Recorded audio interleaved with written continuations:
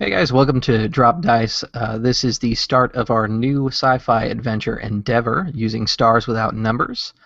And as always, I am Chris. And this is kind of our new layout overlay system. I actually have the dice roll on here for you guys to be able to enjoy that when it comes up. And we're using Roll20 in the background just like I normally do, but this one will take a little bit more advantage of kind of the overlay system to be able to show that here. Let's kind of go down the line and introduce our players. We'll start with Nelson.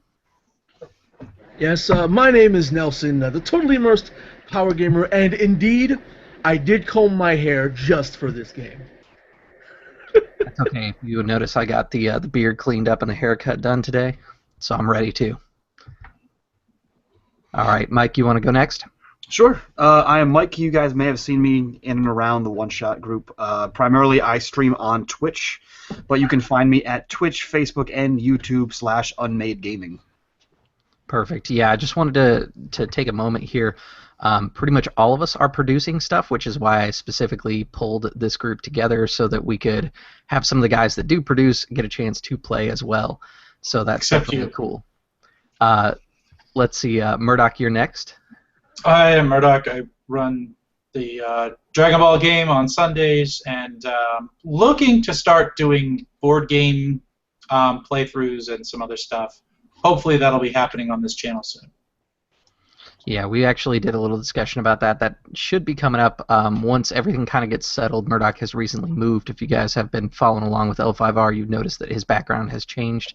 That's because it's a brand new house and everything, so he's kind of getting settled in. But board games is one of his hobbies, so we're going to start to see some of that content come across.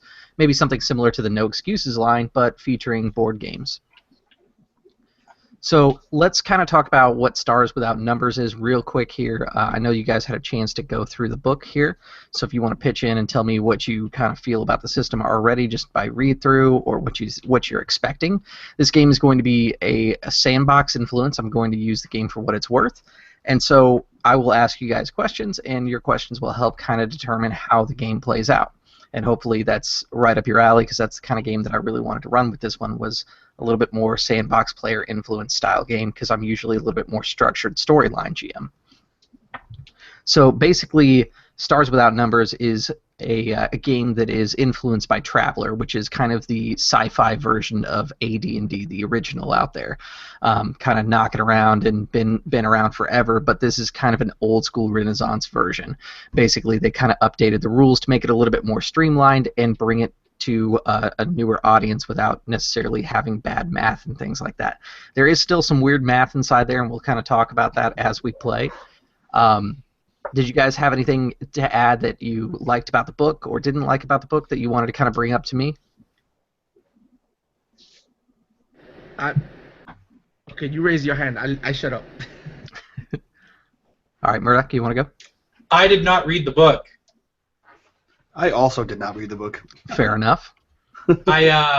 I remember there being a comment that said, "Don't do it. We're going to do everything together on the first game." So I wanted to have the expressions and nonsense of the rest of the audience with me. Okay, perfect. Well, that's just fine. Now, you guys may have the free edition. I have the purchase edition, so my page numbers might not be exactly the same as you guys. I liked the book well enough that I went ahead and pitched to buy the purchased edition. I will say there are some optional rules inside there so that you can do pretty much sci-fi anything.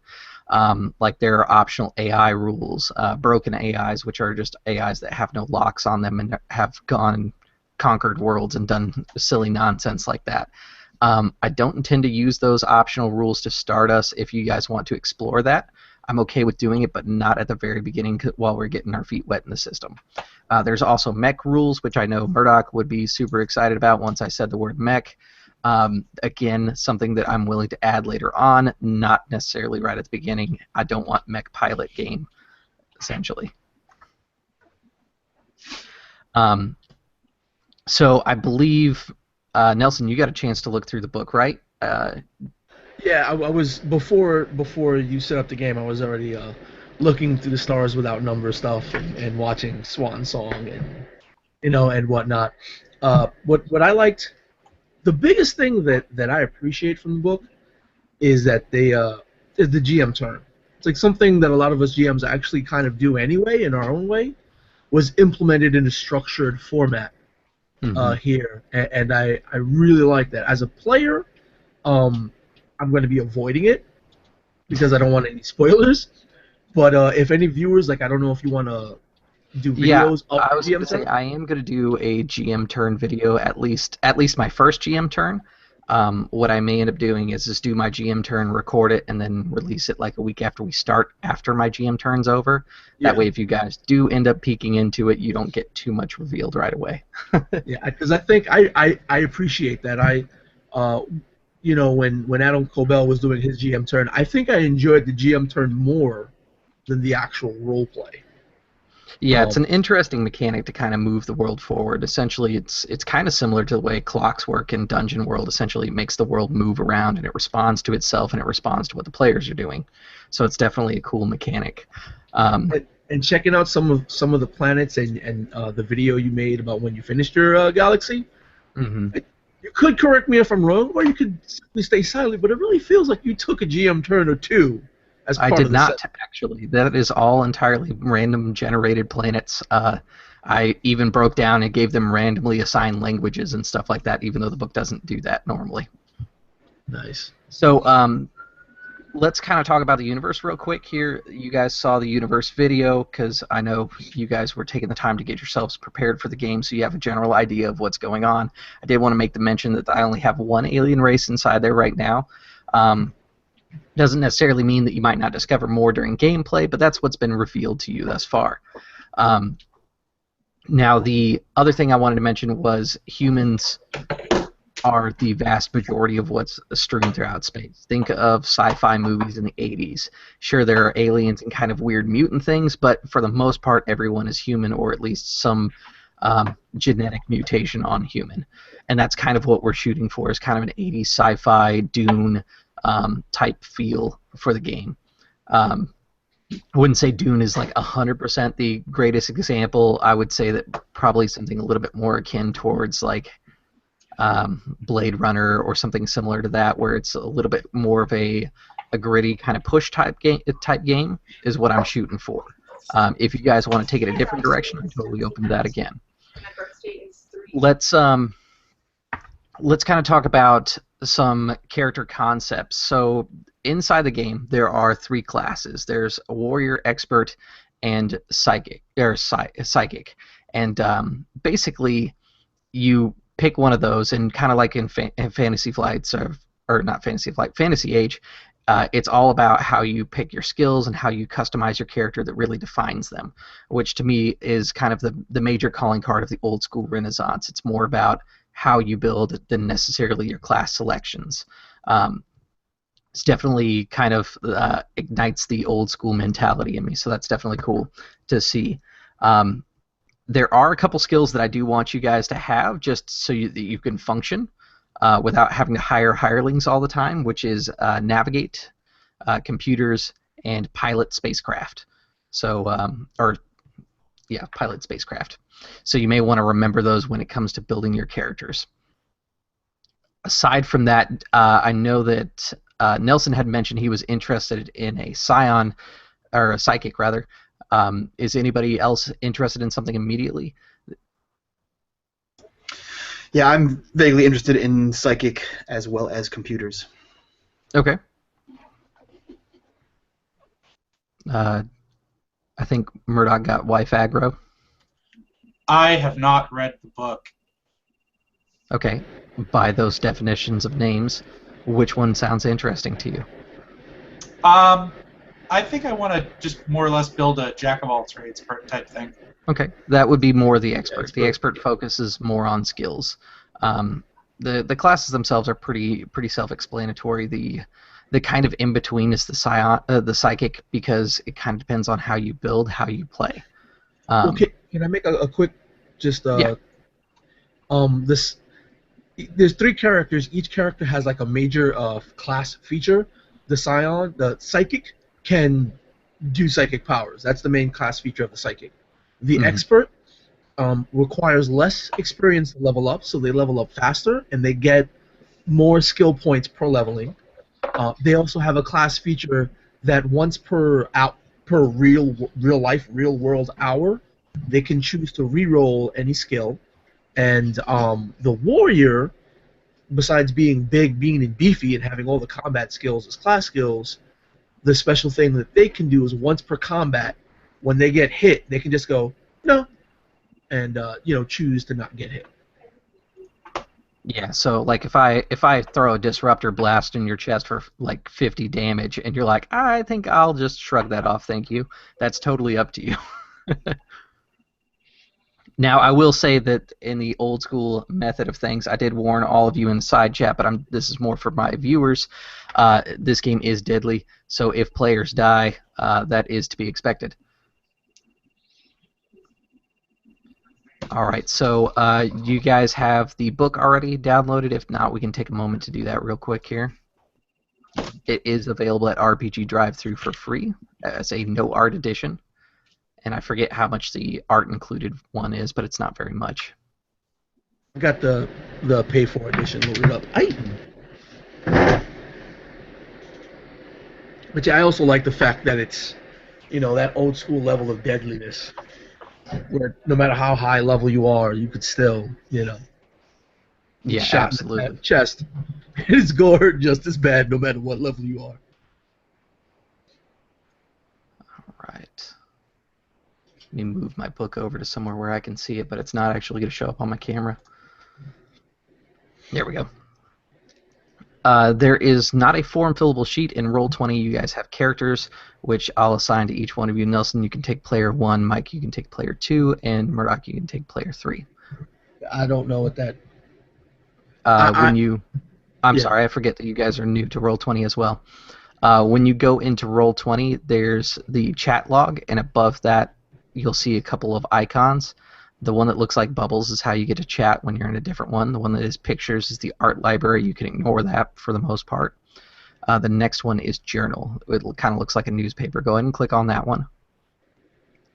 And then it will show a bunch of handouts. In fact, it should be condensed and just show you like Sector Asgard Theta, characters, starships, handouts, aliens. I don't see characters. Okay. Next to... Oh, I'm sorry. That would be why. Give me a You minute. haven't made them visible to the players yet. Yeah, I haven't actually made it to where you guys can edit. I understand Roll20 a little, but it's one of those things. If you don't practice, you don't learn. Yeah.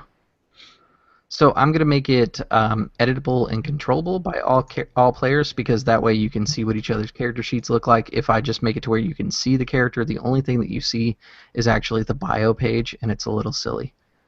So just be mindful if you open someone else's sheet that if you change things, you will actually change their sheet.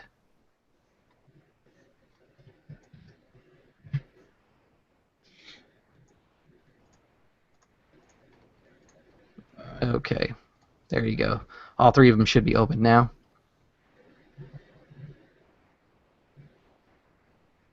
How do I edit? Oh, there's an edit button. We also did not get handouts. We only have Sector Asgard Theta characters, starships, and aliens. Yeah, I don't have anything inside the handouts right now, so it won't actually show you the handouts tab yet. I forgot because of the new change. Side chick.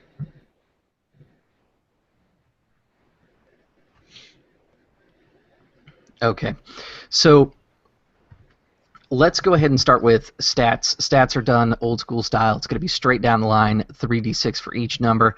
If you guys want to throw them in the chat, that's how we'll do it to make sure it's fair and everything, and that everybody can see how this works. We'll start with Nelson. So to roll, you'll go to the chat. I was going to say to roll, you go to the chat and then slash. Yeah, exactly. Okay. So your strength is going to be 10. Let me. Where's the character sheet? So this is the thing that prevents me from playing Roll20. I only have 2 screens. Well, jealous I was about my going to real say estate. what you could do is roll them, and then I will see them on my screen, and I can let you know what they are down the line. Okay. So. Or if you Oh yeah, because you've got one screen. You've got 10, 6, 10 so far. Murdock rolled the 10. Oh, I'm sorry. Murdock rolled a 6 actually. So Nelson, you've got 2 10s. But he only rolled 1d6, so. That I is got true. a 10, a 5,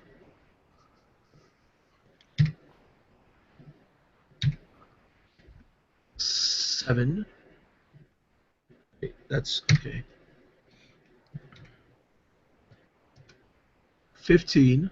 Ooh, Okay. good for me. And finally, 16. 16, perfect. So when you go over to the character sheet there, Yeah. you'll actually be able to fill it in as you go through it. Yeah, I don't see what the bonuses are right Dex, now. Con, Whiz, Charisma, correct? Yeah, it's going to be in order, top to bottom, standard kind of array if you're familiar with D&D. Awesome. Okay. You've got your numbers? I've got my numbers, yes. Perfect. All right, Mike. 11, 11, 8, 15, 11, 12, and 9. Perfect. 11, 11, 8.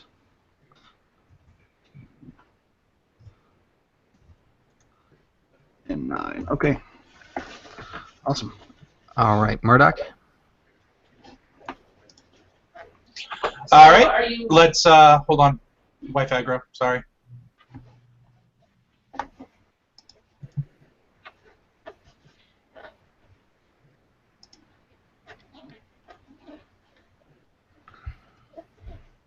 Yes, that's a yes. Okay. 5.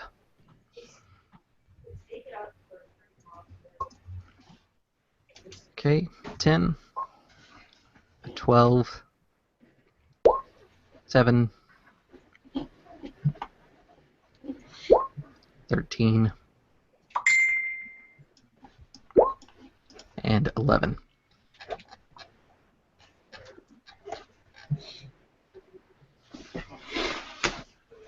Okay. Okay, so now that you've got those filled in top to bottom there, what you can see is right above your stats, you'll see what the modifiers are. So if you have an 18 inside there, which nobody has, it'd be a +2. 14 to 17 is a +1. 8 to 13 is a 0. 4 to 7 is a -1, and 3 is a -2. Which luckily nobody ended up on the bottom half of that spectrum either. You'll notice that most of your characters will have modifiers inside that median range. That's pretty common for the game. Now there is kind of a cool thing that you can do inside while building your character is if you don't like your stats, you can take anything that is above is a 14 or above, and you can move it into anything that is a 7 and below to bring your stats a little bit more towards the median numbers. What? So you can modify your stats, and it's a 1-for-1 exchange. So let's say that you, for example, you've got, let me see your rolls here again. I got nothing above a 14. You've got nothing above 13. So let me use Mike's rolls as an example here. Mike's got a 16 inside here, and everything else is within the median range. So if he wanted to, what he could do is take his 15, drop it down to a 14, and move his 11 to a 12 or his 12 to a 13, making it that much closer that he gets to having that upper range of 14 there. But really that's going to be, for the most part, pretty much where your stat bumps are going to end in this game. Your skills are more important than your stats in the long run.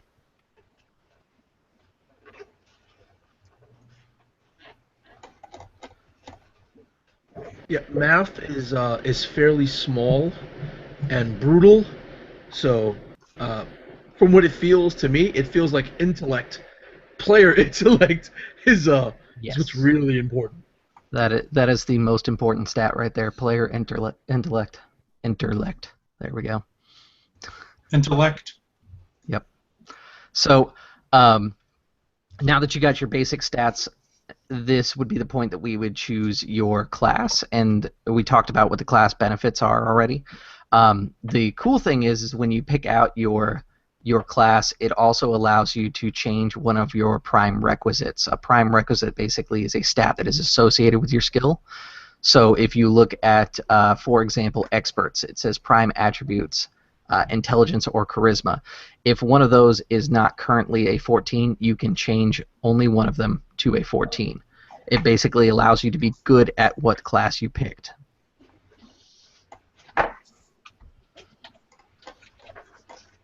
And then, for example, psychics are wisdom, constitution as their options, and warriors, which would be strength and dexterity.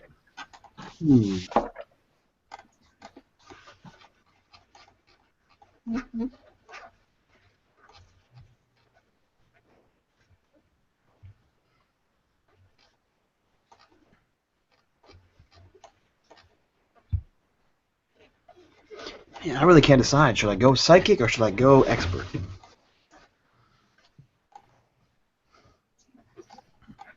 I went expert.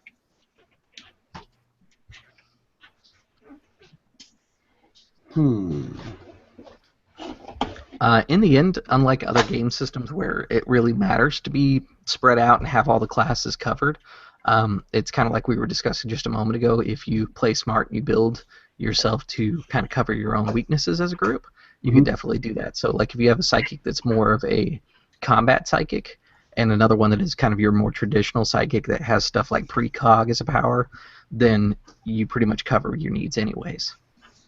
I'm personally, I couldn't get the idea of Nightcrawler out of my head. Right? So I want to play a character that's kind of like Nightcrawler.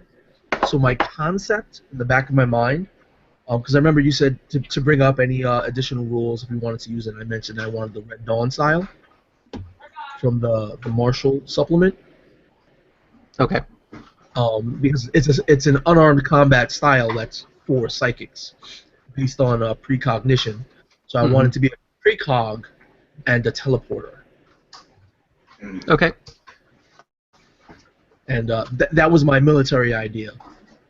If none of us are going to be like heavy combat, I would probably go that. I also have an idea for more supportive, like medic, tech, psychic as well.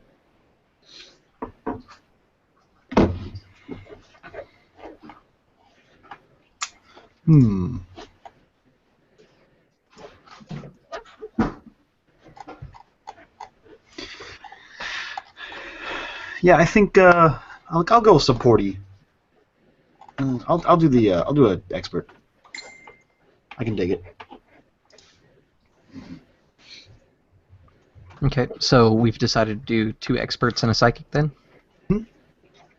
Also, we have a 4th player, right? So we have to account. We do. Marquis unfortunately wasn't able to join us, and our 5th player, Jeremy, will not be able to make it because of his new work schedule, which we're going to try and run with 4, see how that goes first, and then if the game is going swimmingly, like I expect it to, we may go ahead and open up a 5th seat again. I also kind of want to make sure that seat stays open in case Jeremy's schedule changes again, because it's more of a need that he's at work. He's not really supposed to have Tuesdays as work days right now. All right, I'm going to go ahead and make my charisma a 14. It's charisma or is it constitution? It's constitution and wisdom. He's looking at expert. Yeah. Oh, expert. Oh yeah, that's right. Yeah. You just said you were expert instead. I'm smart. Okay. So if you look at the class trait box, it kind of outlines the quick rundown of the class. So now that you have picked out your prime attribute, the next one here is hit dice, which for an expert is a D6, and for the psychic it is a D4. I'm going to let you guys have maximum hit points, but it is modified by your constitution modifier. So if you have a negative in your constitution, you are going to have less than max. Or rather, your max will be modified accordingly, I should say.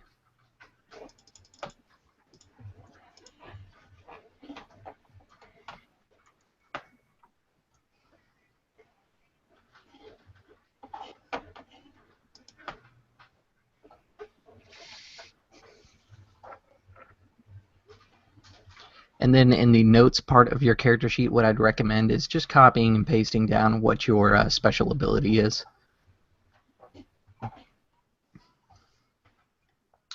What do you mean special ability? The special ability is for the expert. It's called Like a Charm, which is once per real-world hour, experts can re-roll a failed check. The second roll must be used even if it is worse than the first roll. Okay. And then for psychics, it's You're Psychic. Congratulations.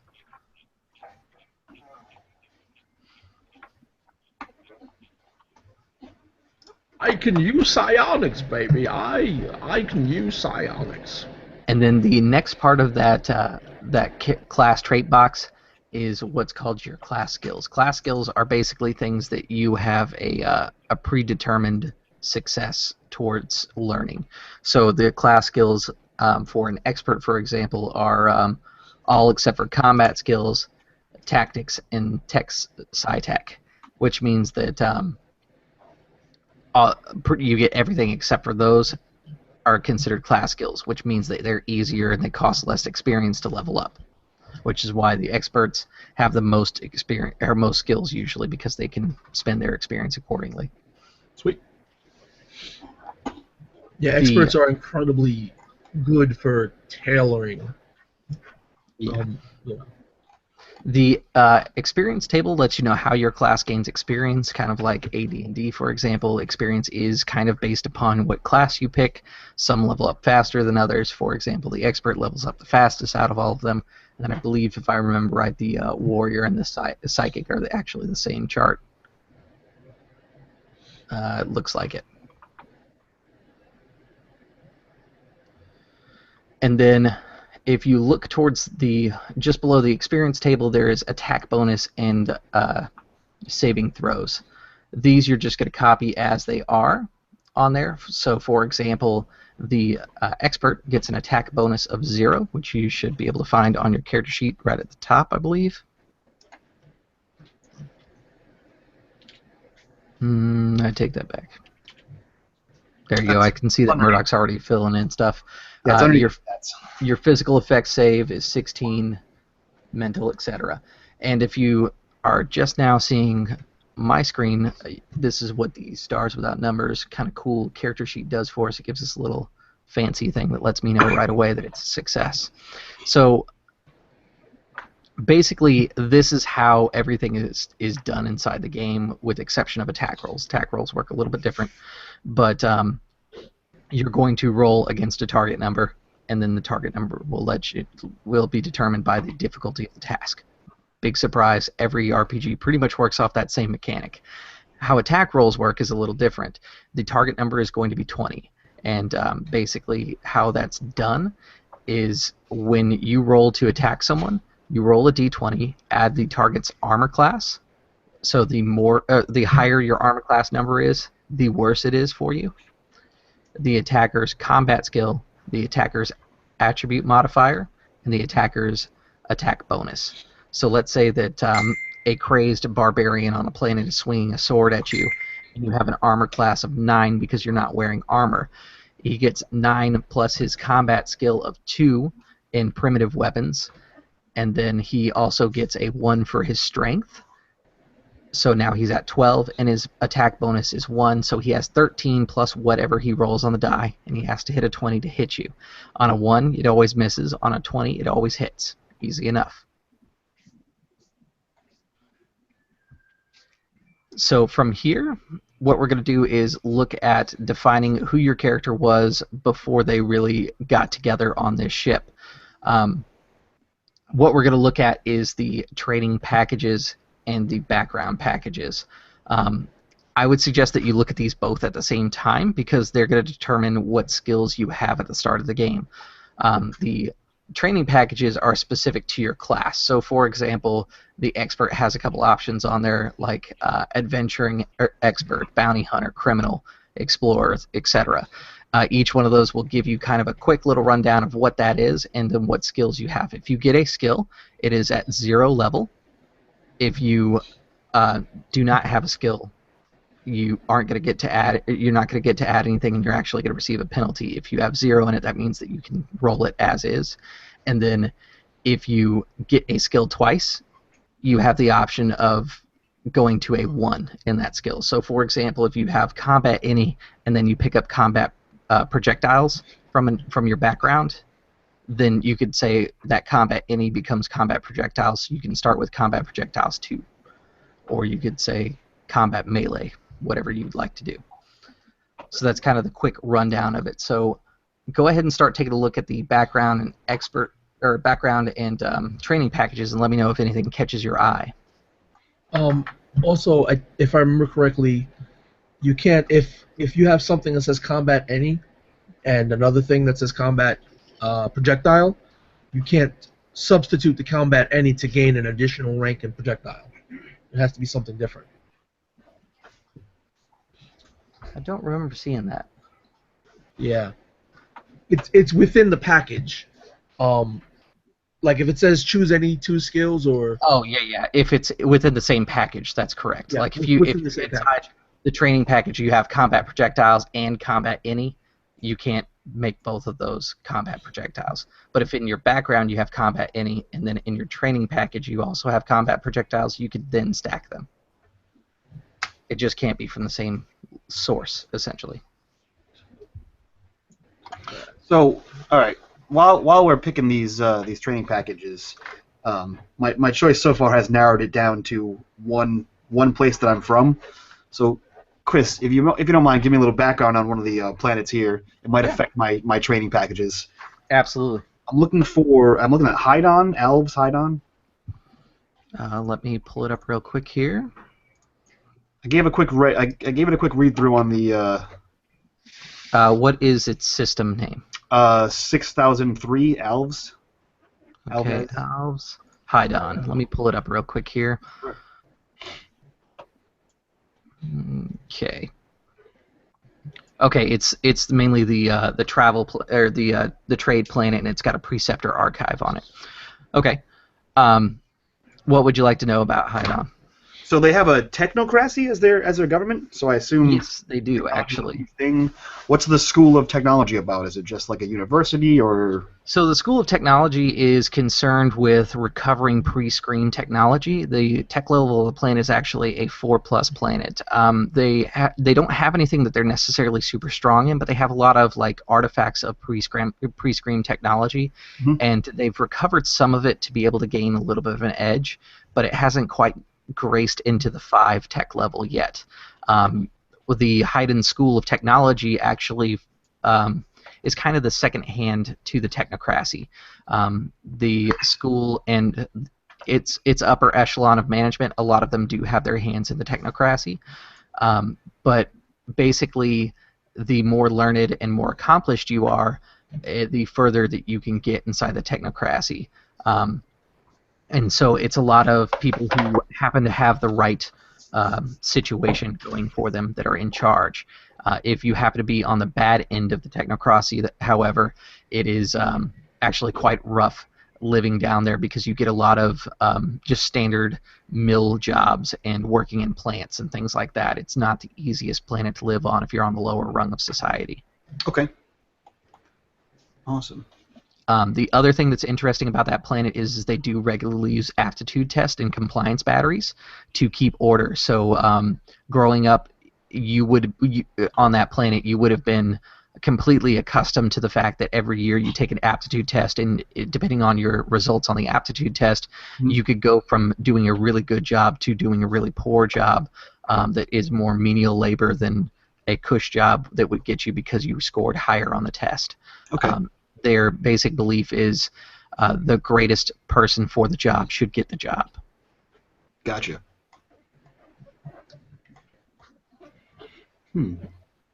You also would be familiar that there are some alien runes on the planet, which has also been, that's what kind of launched the Hydon kind of gold rush for technology that's going on right now there. Okay. Cool. Whenever you guys ask me about a planet, if you could do it in the same manner, just let me know what sector it is, and then I will pull the planet from there, because I have ones that are even hidden from you guys, so I got a ton of planets here. Yeah, I think I know what my home world is. Even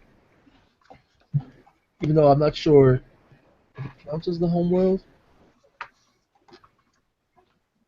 Wow, there is literally only one package that gives you computers, huh? Oh, yeah, I can do that. From your training package. From the background packages. Yes, I was gonna say I think experts have a chance to get it with their training packages at least twice, if I remember right. Do we get Looks like skill no. points at level 1, or those are only when we level up? I'm And sorry, we say get that again for me. skills? Do we get any skill points at level 1, or do we only get skill points when we level up? You get them as you level. Okay, so I'm pretty much done. I've got to pick my. I was gonna say playing a psychic's a little different, so if you want to go ahead and start looking at your primary discipline. Yeah.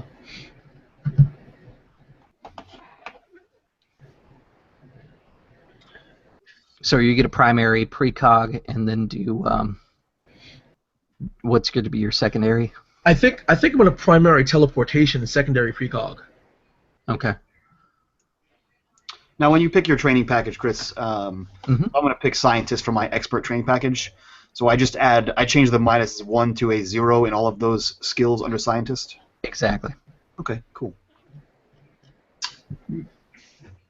Psionics.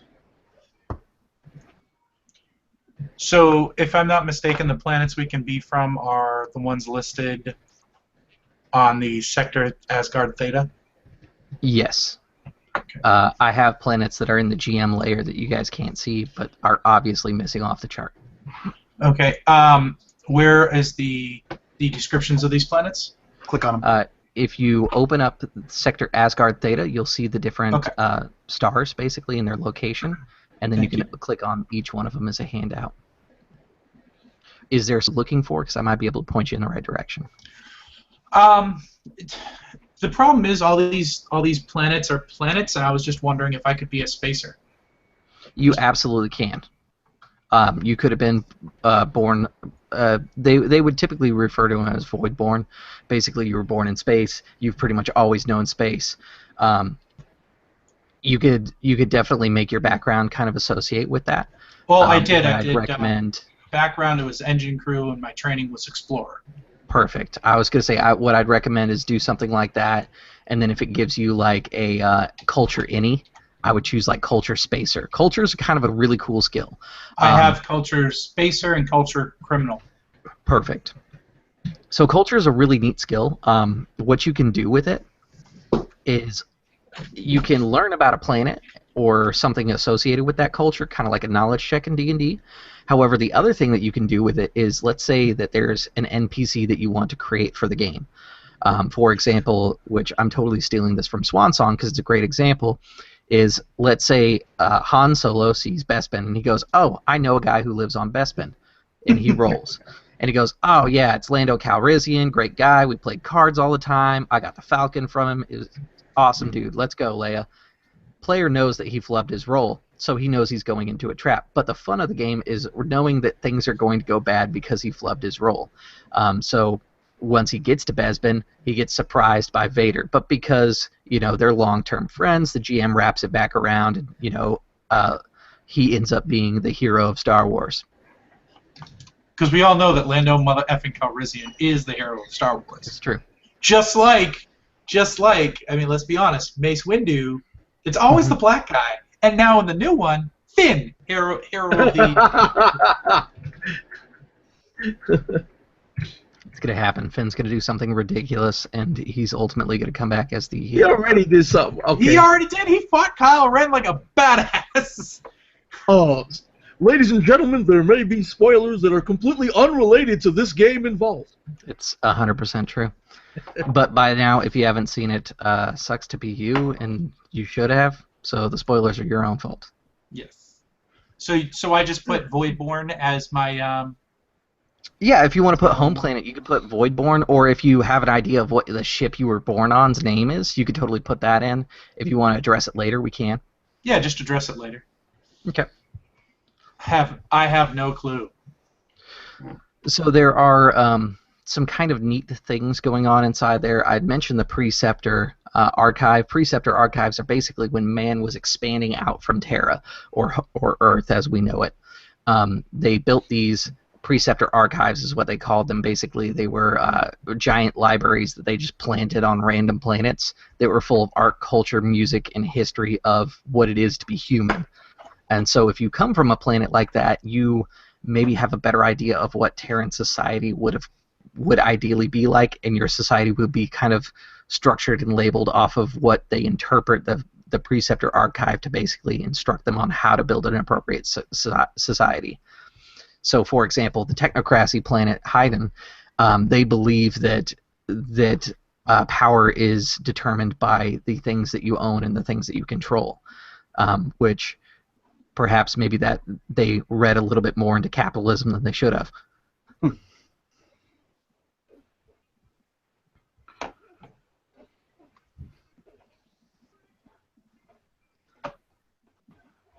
So that is your characters real quick here.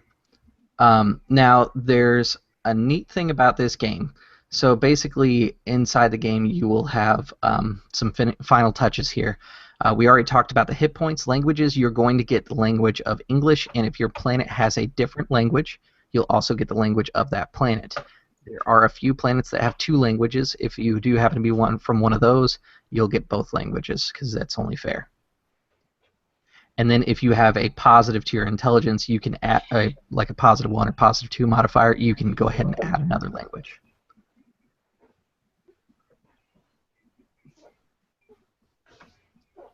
Where are we putting languages? Languages, okay. I was going to say, I think there's a language section. If not, I would say... There is a language section right above, between notes and current goals in the miscellaneous section. Perfect. Okay. Where do we find a list of languages? It's real-world languages. Whatever's on Earth currently, basically mankind has kept a strong hold of languages in the far-flung future. So if you wanted to speak Mandarin Chinese, which is actually a completely valid language inside this system, you definitely could. If you have a question about a language and how like actually useful it would be inside the system, I can answer those questions as well. Well, my question is there a Xeno language that I can take as a spacer? Ancient Chandalian. Yes, you could actually take Crick, which is a insectile species. They live in System 2001, which is Shatal. Their planet is called Kriskin. They are kind of a humanoid, warlike, kind of almost primitive insect race. Okay. Their language is kind of interesting, and it's actually quite hard for you to speak with them, because their language is derived of pheromones and wing rubbing sounds. So when you speak to them, you can do basic language by rubbing your arms to make similar sounds, but it's not quite 100% because you don't have pheromones to control. However, if you wanted to in-game maybe set one of your goals to develop a pheromone channeler or a pheromone device, so that you could actually fully communicate with the Kriskin, you could definitely do that as an in-game goal. Chris, what were the 3 required skills you wanted us to have? Yeah, the 3 required skills are going to be computer, navigation, and vehicle space. Okay. So just do we have to have those? Each have to have those. I would suggest that you spread them out. That way you don't feel like you're too cornered in. Because I was going to say I already have space vehicles at 0, and I have navigation at 0. Okay. I also have space really computers is the next thing that's needed. Other than that, I'm fine being the grunt because that's what I've built so far. I was going to say, other than that, the next advisable skill to have would possibly be business, because you can use that to negotiate terms for your different things that you're doing to try and pay down your debts. So the easy way to bring you guys together is the way that they did it on Swan Song, so I'm doing it the exact same way, which is you guys pooled together to try and get yourself a ship. And you're now financially responsible for the ship, and so you're kind of trying to find your way around the universe and make money so that you can pay down your ship. Should you fall behind on your payments, your ship will go into a collection state, which in the far-flung future means they're going to send bounty hunters after you, probably. You would think they would just have a kill switch.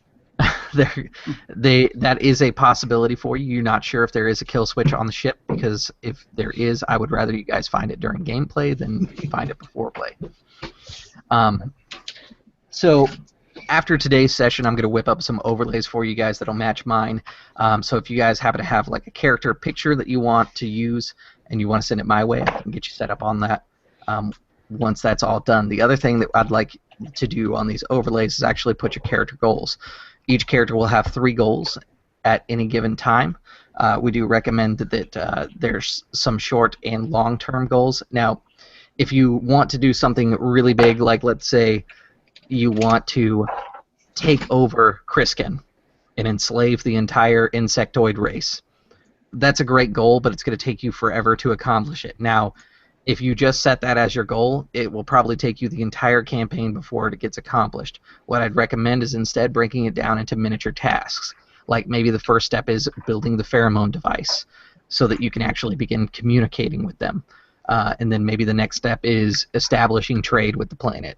Maybe the next step is making contact with a political individual on the planet now that you understand kind of the hierarchy of how the planet works. And just kind of break it down into logical steps. That way you're able to make character progression, because the only way you get experience in this game is by accomplishing goals. I love that too.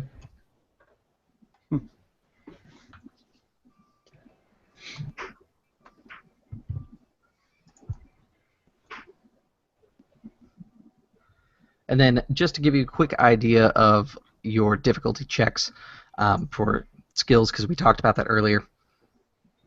No check would be very simple, easy things. And then from there it kind of goes 6 to 13. I could push it and make it further if I feel like the task is just unbelievably hard to do.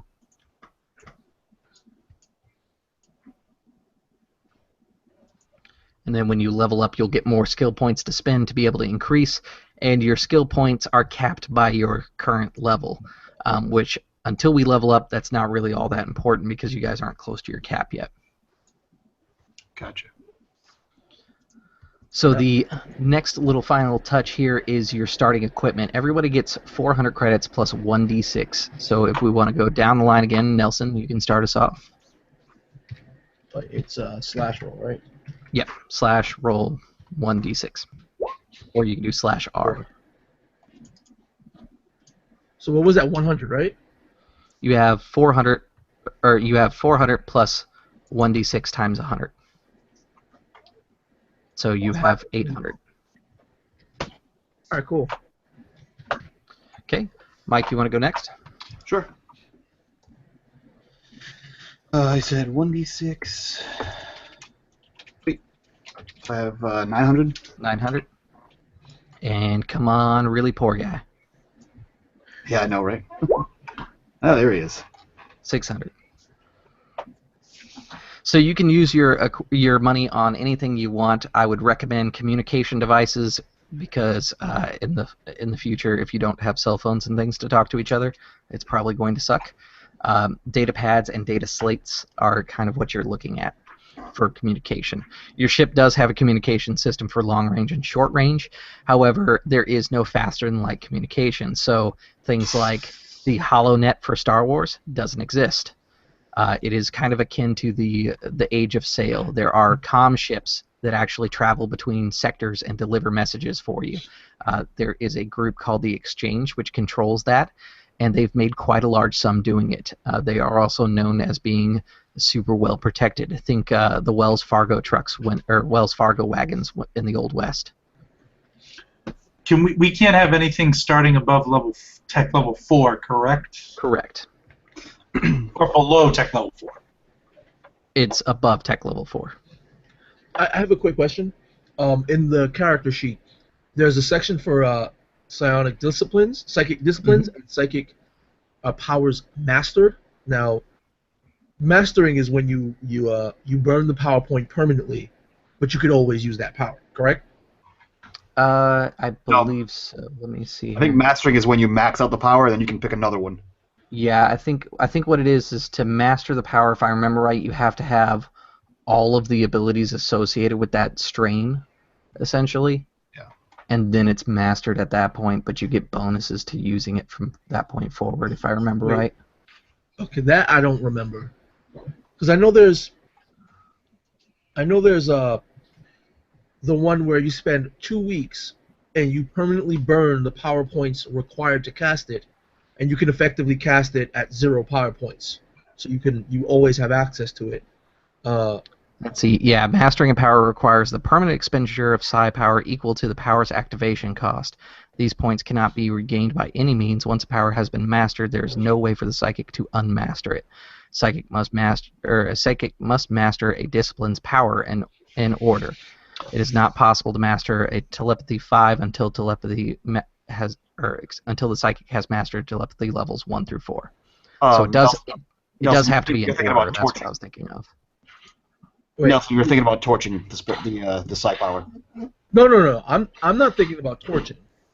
I don't want to. Yeah, I'm not focused on torching. I was just. There's 2 questions. First being that there's a section of the character sheet that says mastered, and there's another. Thank you. There's another section of the character sheet. I mean, a character sheet, but there's a section of the character sheet that says psychic powers mastered, right? Right. What I was going to ask is, do you want me to leave that blank until I master those powers? Or do Yes, you're not going to start game. You're not going to start process? game with any mastered powers. Okay. And that was going to be my next question. Can I master a power at the start? No. Yeah, I mean, you can do it once the game starts. All right. You can't break stars without number. You don't even know what you're talking about. That's a lie. You can break anything. It is true. Look, I don't know about that. We've got a party of like 5-6 hit point people. I don't know if we could break You're the all game. like one good blaster shot away from death. No, not even one good one. Just an average hit. I was gonna say an average is like 4 points. It's pretty brutal. So if you have a question about any of the inventory as well, you can let me know. After we get done with this, we'll take a quick break.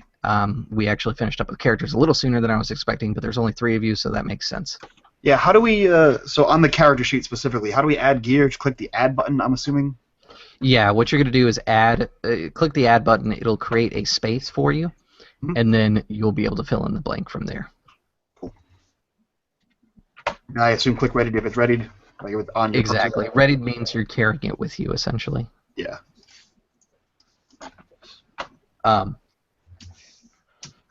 I would like to take a moment while you're kind of going through inventory to talk about the Endeavour real quick. You guys saw the video, but just in case you missed it, you guys are in debt by a minimal of 800,000 credits. If you guys would like to try a roll to see if you can business negotiate that down a little bit, we can do that. But the actual cost of the ship is 800,000, and that would be leased through Fei Long Industries.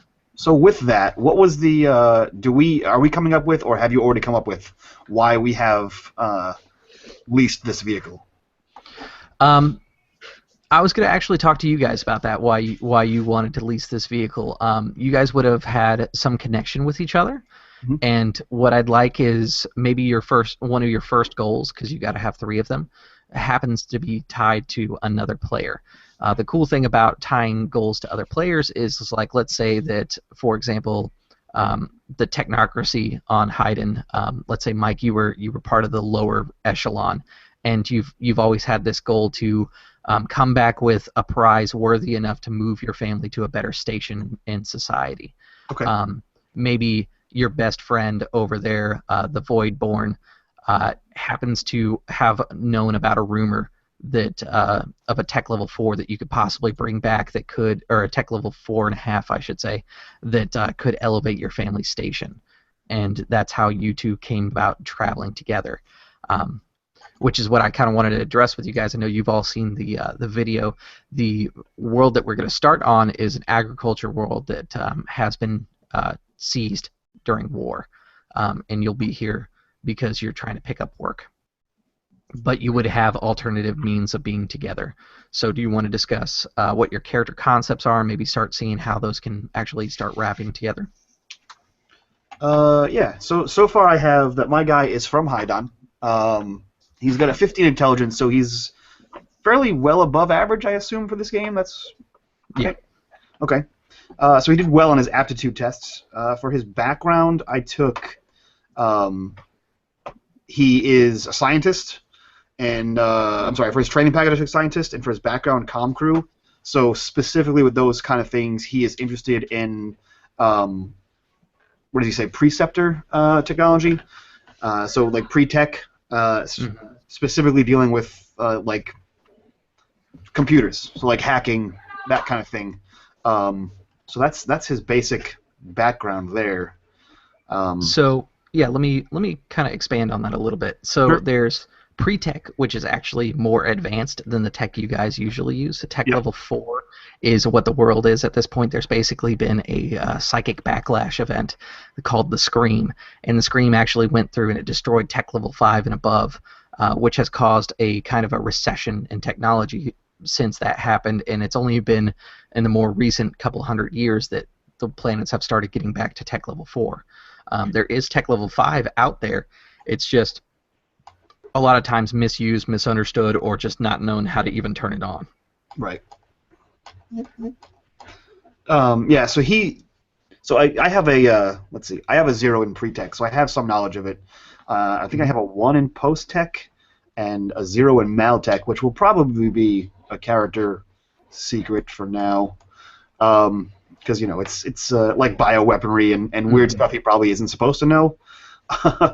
Yeah, Maltech is like the outlawed side of technology. The technocracy unofficially supports Maltech. Right. Which is why I kind of picked that one. I kind of assumed there would be, in a technocracy, they would be like, oh, any technology is good technology. Absolutely. They are kind of morally ambiguous. Sure. So yeah, he's kind of the hacker with an obsession for pre-world tech, especially computers and like networking and the legend of faster than light communication. Yeah, absolutely. So that's his background. Anyone else? Okay. Let's talk about. Actually, let's wait for Murdock to come back because I don't want to get too far without him here. I think maybe at the least, like, I'm not trained in the. It's a class skill, but I'm not trained in tech, sci-tech, but I am trained in using sci-tech weaponry. Okay. And sci-tech is pretty up there. I think all the sci-tech weapons are tech level 5, so that's.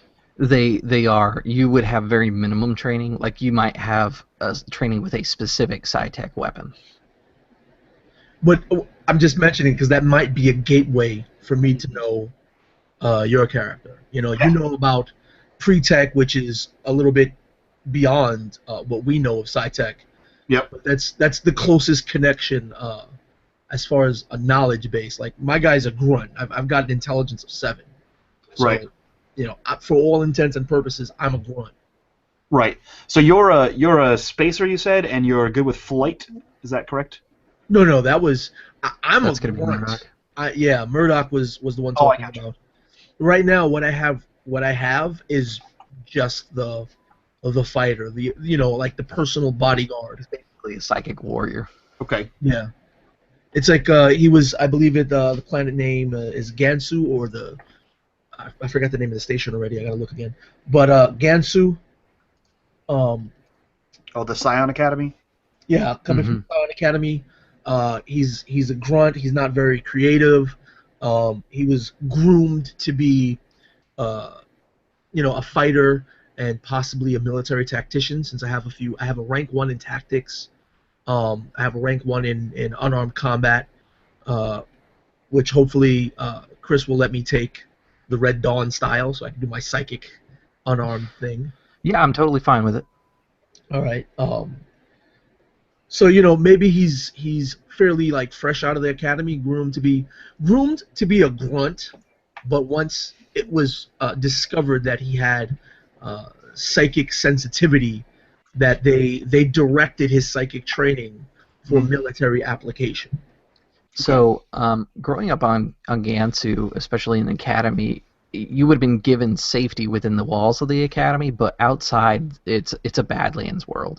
There's biochemicals and different things inside the atmosphere that are just terrible. Mutated plants, desert landscapes, and stuff like that. It's just not a good place to actually be out on the world on. The planet itself has no native biosphere, so the things that are on that planet are not from that planet. They're hostile creatures that have been brought along. And you've always heard inside the academy that they were brought along to test students that decided to stray too far from the academy. Like there was some vindictive professor that just put these vile creatures on the planet. And I think that's really good. That's really good because my school's, as I said before, is teleportation and precog. Mm-hmm. So with these deadly creatures, you might need to know what's going to happen, where you're going to step before you actually step there. Right. Yeah. And the best way to get away is to teleport. So even though I'm not teleporting everywhere I can imagine yet, it's a very good way to get away from a predator. So after you got out of the Psionic Academy, what was your life like? What were you doing? I guess like Chris said, being tested in the Badlands, making sure that I was an asset, possibly being put on guard duty, constantly being drilled, possibly why I'm better at unarmed combat than I am with guns. It's just the constant fighting, the constant looking over your shoulder, constantly having to be aware and alert, and never knowing when someone or something is going to strike. Right. After getting out of the academy, I possibly heard about Ridley, which is the rumors of Ridley and how scions are more of a thing there. I actually have an idea for that, if you don't mind. Go ahead. I don't know what. We're trying to tie our characters together. Mm-hmm. You were on this Badlands planet, and I had an idea of I could have had a ship that I've lost or destroyed or was stolen from me. And to tie our characters together, I came to your planet looking for it, and you were trying to get off the planet, and we decided we could work together for that, to get you off the planet. I think at one point you had like a junk trader, and this is like you guys have pooled together because you're the space savvy one, knowing that you could maybe make some money and accomplish some of your goals, but to do that you needed more money than you were getting with your little junk shuttle. I got Is your character skilled in business or like deception of some sort? Persuasion. Persuasion? Because I think it would be interesting if you kind of swindled me. Like I was so desperate to get off of this planet, so desperate to get out of this life, hearing the Holy Land, the Motherland of Rigel, or whatever. I'm totally cool with the swindling. Yeah. So let me pick up where you left off there. So you're on this horrible, awful planet, but it has psionic tech on it. You lost your ship, and you came here looking for your ship. I am obsessed with tech. I may not be skilled in business, Chris, but I have persuasion and bureaucracy. Okay. So I think in combination with those two skills, you convinced what was the company's name that we have the ship from? Feilong Industries. So we convinced Feilong Industries, hey, look, we're going to get a crew together from, I'm a representative from Hydon. We're going to get a crew together, and we're going to be searching for relics and, pre-tech, and you're going to have your name on it if we find anything. Okay. Feilong Industries would be actually very interested in that. They're going to be as a power inside my GM turn to kind of give you an idea of how the stuff in the background works. Okay. Mainly because of their connection to you, but them as a whole, they're trying to become kind of the most prominent shipyard that's out there, and there is some other shipyards out there like the Sing shipyard. The Feilong shipyard, however, is a little bit more interested in having better technology. Also, it's looking at trying to come up a little bit more that's been out there a little bit longer. They deal mainly in Chinese, so if one of you does speak Chinese, that would have been a little bit more favorable during the conversations. And the other thing about Feilong Industries is that they also build ships for safety reasons. Whereas Sing Industries pumps out a ton of unsafe ships, which are being used by the Tiberius Imperium to kind of funnel their military across the stars at the moment. They are kind of skimping on materials to just try and put things out there. So that's kind of where the two companies come together. Whereas as Sing puts out more product, Fei Long typically puts out more quality. Okay. So you're saying Fei Long speaks primarily like their major language is Chinese? Mm-hmm.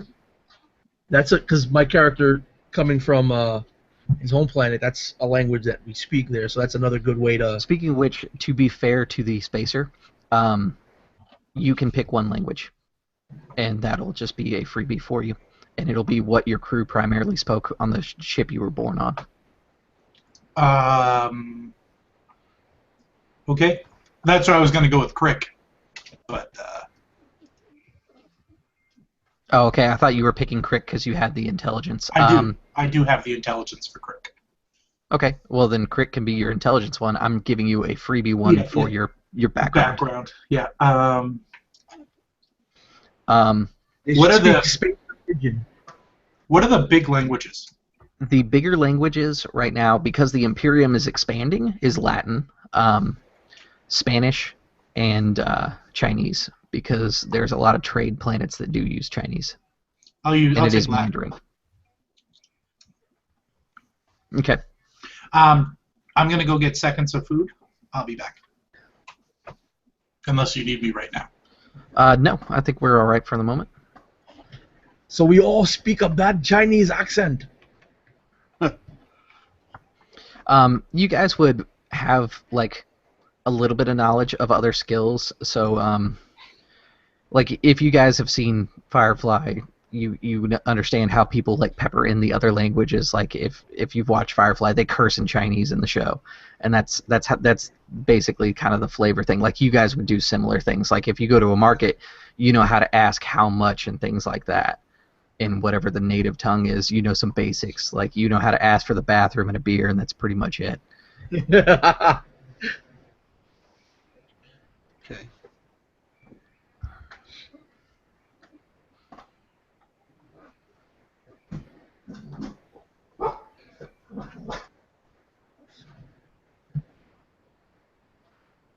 Character sheet. I think I'm done. Yeah, you guys should be done from here. The last bit that I was going to talk to you about was the Endeavour. The Endeavour is actually a free merchant as well. It has a speed of 3, an armor class of 6, and the crew is a 1 to 6 size crew, which means that the minimum to pilot the ship is just 1. However, you can have up to 6 people doing different things inside the ship. There's kind of a way that stores get broken down. Stores are basically determined by each person that's on the crew divides out the days, because the stores are a number of days, essentially. You also have a sand thrower and a multifocal laser. Sand thrower is a flak weapon. It does a little bit more damage, but it's basically just kind of like blasting this little like smart sand out there, which is really good for fighters, but not so good against larger ships. Multifocal laser, however, is good against pretty much everything. AP means that it has armor piercing. You have atmospheric configuration, which means that you can land on anything that can support the mass of the ship.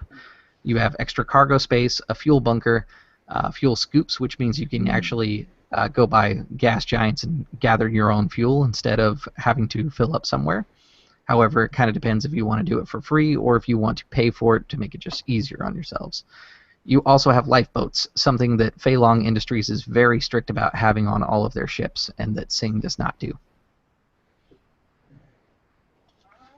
Fantastic. Your last maintenance, just to give you an idea, was January 1st of 3,200. Your maintenance cost being 8,000. That's going to be due at the end of the year. If you have not paid at least that much towards your maintenance cost, things start breaking down, which feels like a very low amount. So I think what I'm going to do is maintenance cost is once a month. That's what they do on Swan Song, and I think it makes a little bit more sense. It puts a little bit more urgency on you guys doing jobs. Now, where do we see the ship, Chris? If you go to starships, it's the only one inside there. Gotcha. And then if you guys change ships or anything like that, or like add like a fighter or something like that, then what we would do is we would just put it inside the starship section here. So the maintenance cost is just obviously what it sounds like. It does not count against the total cost of the ship itself. Yeah, exactly. Okay. Cool. That's your oil changes and changing tires and stuff like that. Good stuff. Yeah, I think I am all set with my character as well. Perfect. Question, because I have a cool image in my head. Whether that's what it actually is a different story. The meta tool? Yep. Do explain what your image of that is. Let me see here. The meta tool. Because it sounds like a technology-based Swiss Army knife, and in my head I immediately picked up the Omni tool from... Yeah, I was going to say, to me, because the Omni tool is just such a great example of that sort of thing, that's kind of what I would think it is too, is maybe it's not like a hollow projection version, but it's actually like a hard metal gauntlet that's kind of heavy, and it's actually like pieces that come out, and it kind of looks a little bit more akin to a Swiss Army knife, where like if you want the little blade tool, the blade tool actually like pops out and everything. So it's a low-tech Omni tool. Yeah, I was gonna say it's like a pre-Omni tool.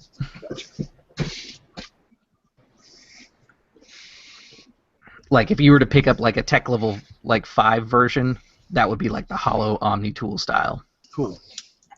Yeah, so I went pretty basic. I got some woven body armor. I got a pistol, a semi-automatic pistol. I got a mono blade because those sound pretty cool, and I think they vibrate, right? Something like that. They've been filed down to a single molecule as far as their sharpness. Right. Yep. I got a backpack, a cheap backpack, a meta tool, compad, and the survival kit. Okay. I didn't mention it earlier.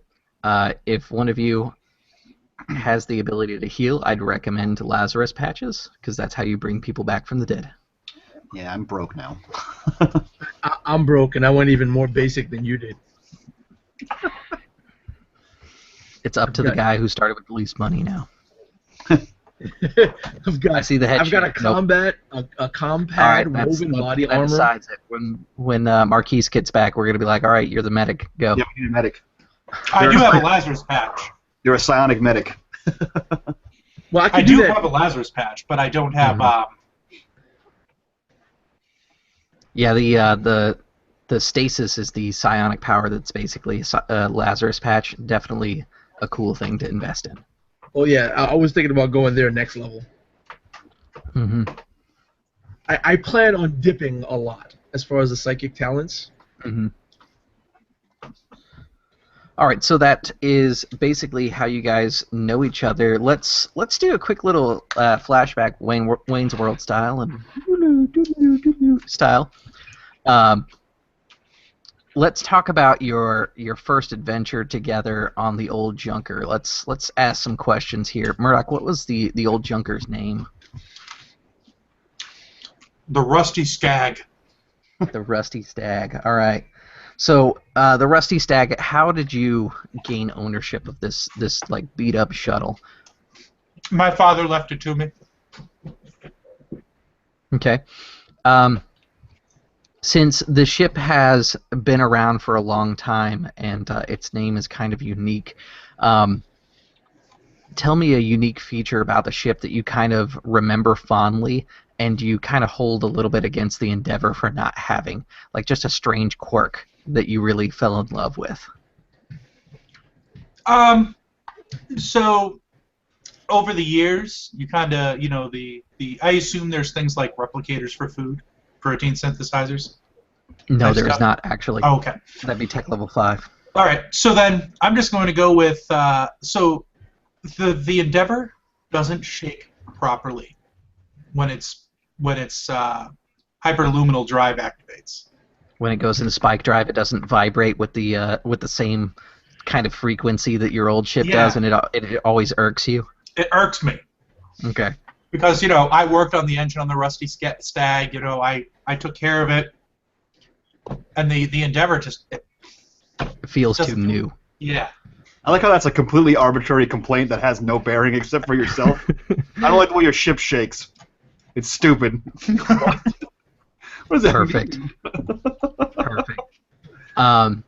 So my next questions are going to be for Mike here. Mike, I forgot to ask you at the beginning. Are you okay with me using shorthand for your name, or do you prefer Michael? Oh, I prefer Mike. It's fine. Okay. Mostly because it's comical. I was just going to say, is your last name what it said when it popped up? Yeah, it sure as hell is, buddy. Sure as I am so sorry, but that is epic. Yeah. I have no complaints. Good. I was going to say, so next time I ask if your microphone's working, you can come back with a snappy remark about you're on a mic hunt. Yeah. Yep. Or you can reference Porky's any time of the day. That's also fine. So let's see here. You were coming from the technocracy. What caused you to leave? Because you had a pretty cushy job. I mean, you passed aptitude tests, and you had kind of more of a bureaucratic position where you were given your own lab to work in and your own assistants. So, primarily my thirst for knowledge, because in a technocracy, knowledge is power. And the reason I came to, Gansu, is because Sci-Tech is a tech I will never be able to use. So really, you're kind of looking for a way to kind of maybe bridge the gap. Yeah, like I need to understand what Sci-Tech is, and I need someone that I can make use Sci-Tech for me.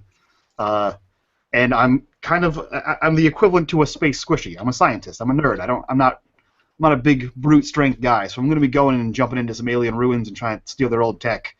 I'm going to need someone to make sure I don't get killed. Perfect. So, speaking of Gansu, Gansu is a very different society. They have kind of a different, kind of a dirtier feel. Like you remember reading books that were about like horrifying things that are out there and people being sent out into the woods to die. Like this is a planet where that happens. Okay. How did that actually affect your character when you were there? Negatively, I would say. So we have alien ruins on Hydon, but I've never been there. I've studied alien stuff, and I've wanted to go there, but you have to pass some kind of rite of some sort to be able to go there. You have to be in the upper echelon of scientists to go there. So going to Gansu was my first time outside of the beautiful, glistening cities of Hydon.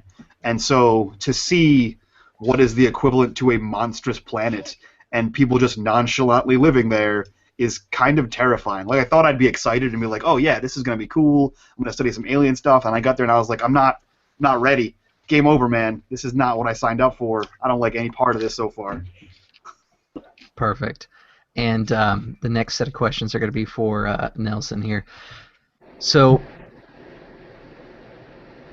how did you get discovered? Because Gansu doesn't have students go to it. Instead, what happens is as you graduate from Gansu, you're given a term where you normally go on tour. And I know that your character's tour was simply being a guard for the academy, but somebody went out into space and found you before one of the black ships did, which is where normally psychics get taught because it's safer in space. If they mess up, they only kill other psychics. In Gansu, it's fully embraced. You've heard of Ridley and the promise of that planet where they worship psychics, but that's really kind of the only two planets that really openly accept untrained psychics. So security duty was my first tour. Security duty on Gansu and the academy was my first tour. And Gansu being such a Badlands place with, such hostile fauna, possibly some of that fauna breached the perimeter, and I was forced to do my duty. And in doing such, for a better part of the combat, I moved in such a way where I always stepped out of the danger zone just in time, as if I already knew where that danger zone would be. And it was curious, and the deal was sealed when this creature lunged at me, desperate and in the middle of reloading, out of ammo. I've got my last clip trying to fire at this thing. The creature, moments before it pounced on me, its claws, swiping through the air just before burying themselves in my flesh. I went from in front of the creature to behind the creature, not knowing how both the creature and myself in those moments, stunned.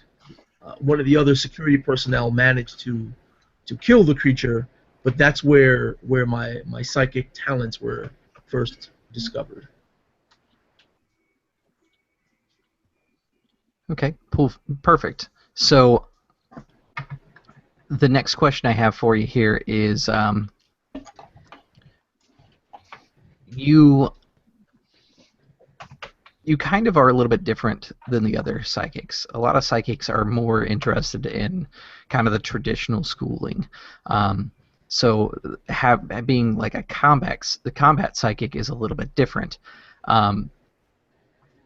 How do you feel about the traditions of the school and the secrecy of the school? Because the school does limit the amount of interaction with the planet, and you having done tours on the planet, were given access to certain sites and things like that. You know that there are some secrets on that planet that you can not divulge according to the Academy. What are your feelings on having the information like that and knowing that your government is trying to keep that from the rest of the galaxy? Having to deal with that as long as I have, that's one of the reasons why I want to get off of Gansu. Just being raised, trained, and the amount of control the government has over us is stifling. There's no true sense of freedom. And my character's really, he's bred and trained for duty, for combat, but there's always that nagging word at the back of his mind, that word that echoes away in his sleep, and that word is freedom. Okay. And that's why he wants to go amongst the stars. Absolutely. Now, the last question I have is, what secret did you discover on Gansu's surface that you have yet to share with anyone out of fear of what's actually on that planet? That to some extent, some of the psychics in the Academy can control the fauna. Okay. So you're concerned that it may be militarized and possibly used to be a siege weapon of some sort. Mm-hmm. To answer your question, Murdock, Gansu is the planet where the Psychic Academy is. Yeah, no, I'm was checking the spelling so I could look it up. Yeah. That is correct. So you guys have been traveling for some time. So after starting your business with Fei Long Industries, you've managed to convince them that you would work as part of your way to pay off debts. Is you would conduct trade and things like that just to get you to pay the bills, but Fei Long has a specific interest in your discoveries and your scientific purpose, traveling between the stars.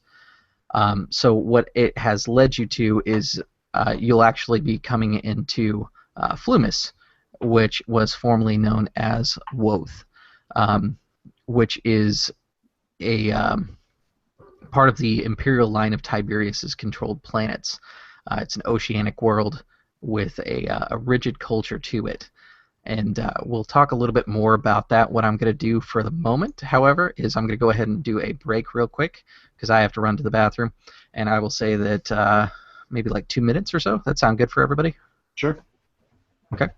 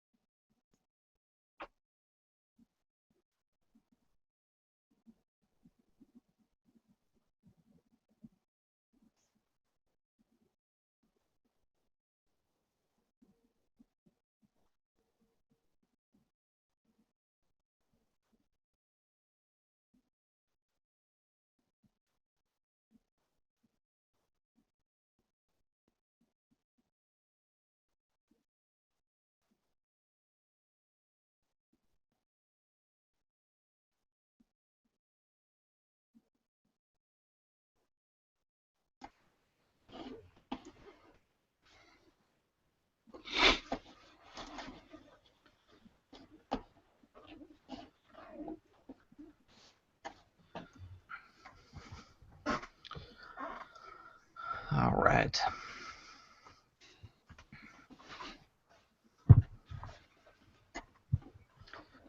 So to kind of get us an idea of how these games are going to format, I think for the most part, what I'm going to do is start each session with a couple questions like this, which will kind of dictate how the universe works and things like that. And some of the stuff, I'll ask you questions about planets that I have just basically the bones written about, and if you guys want to add something cool to it, like let's say the for the alien runes on Haydn, if you want to describe them for me, because I asked a question for it, you have complete liberty for it. I haven't like had my heart set on anything, so you won't crush me if you're like, oh yeah, they're like a ziggurat that's upside down and buried. Okay, cool.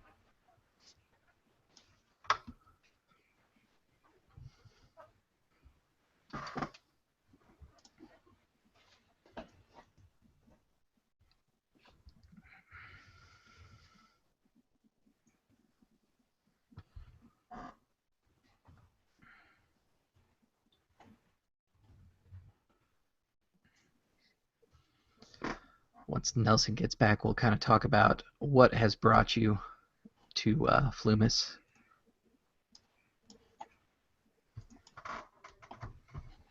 All right, I think I got a name for my guy. That's good. Yeah, that's a good point. We should probably figure that out too. Ooh, what are we figuring out? What are we figuring out? Names. Our names. Oh, I already got my name. I have a question. Now, I know I've read and I've kind of read into some of the things that you've posted with, the military and what's going on in my head. Is it all right that I have, being that Gens was a military dictatorship, could I have like an actual name, like my character's name, but like a title almost, like what the government and what the academy calls me by? Yeah, you could definitely do that. I haven't necessarily decided features like that. I was just talking to the guys a minute ago. I was going to say basically how I'm going to start each game is I'm probably going to ask you guys a series of questions like I did today to kind of get us back into the game when we start up, and your questions are going to kind of define things about the universe, and you guys have full ability to be able to determine whatever you want about it. So if I go, hey, back in the academy they had a ranking structure, what was that like? And you kind of explain it to me, and you're like, oh yeah, my character is a third Grand Poobah of Puma blood or something like that, then that's your title. Well, I've got one based on... I wouldn't suggest Grand Poobah of Puma blood. That's kind of a ridiculous title, but I've got some ridiculous titles, but unless... Well, let's just say you wouldn't be able to tell. if you didn't know better, you wouldn't be able to tell. This is the actual text, if you want me to copy and paste it in here. And basically my character's name is Anthony Lauhu, and his title, what they call him, probably given to him once he was discovered being a psychic, is Shunyi Disaifu. Okay. Let me see here. I could tell you what it means. Sure. Shunyi Disaifu means teleporting fortunes, or teleporting fortune. Okay. Being that I'm a precog and I teleport, right? Yeah, absolutely. And Anthony Lauhu, basically, it means Tony the Tiger. Dig it. So, there is one more thing that you would know, being from Gansu, is the Weifeng market is actually one of the best trading places for any sort of psionic devices, tools, and training aids that is within all of Sector Asgard Theta.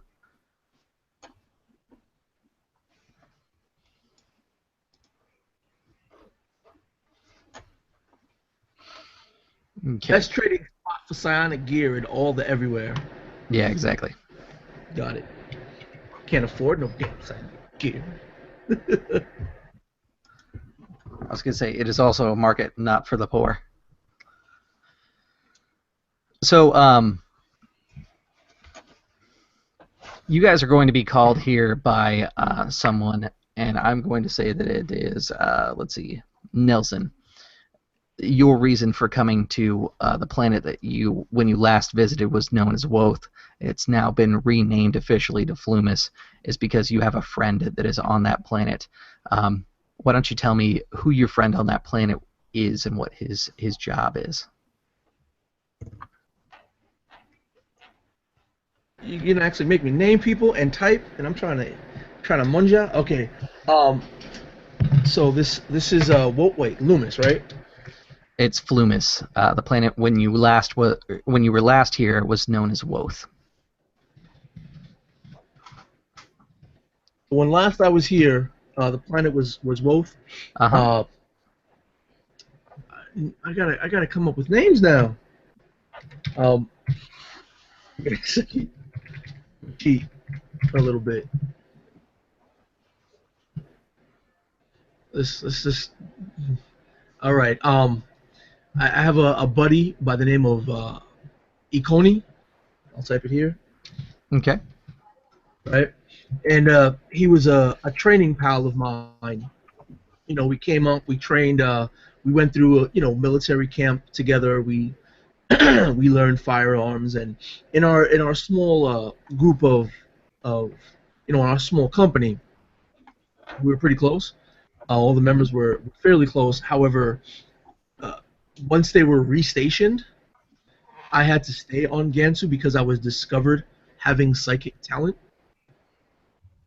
So we separated, and now that I'm off planet, I've come to visit him because he actually had a military injury. He was militarily discharged, unable to continue service. Okay.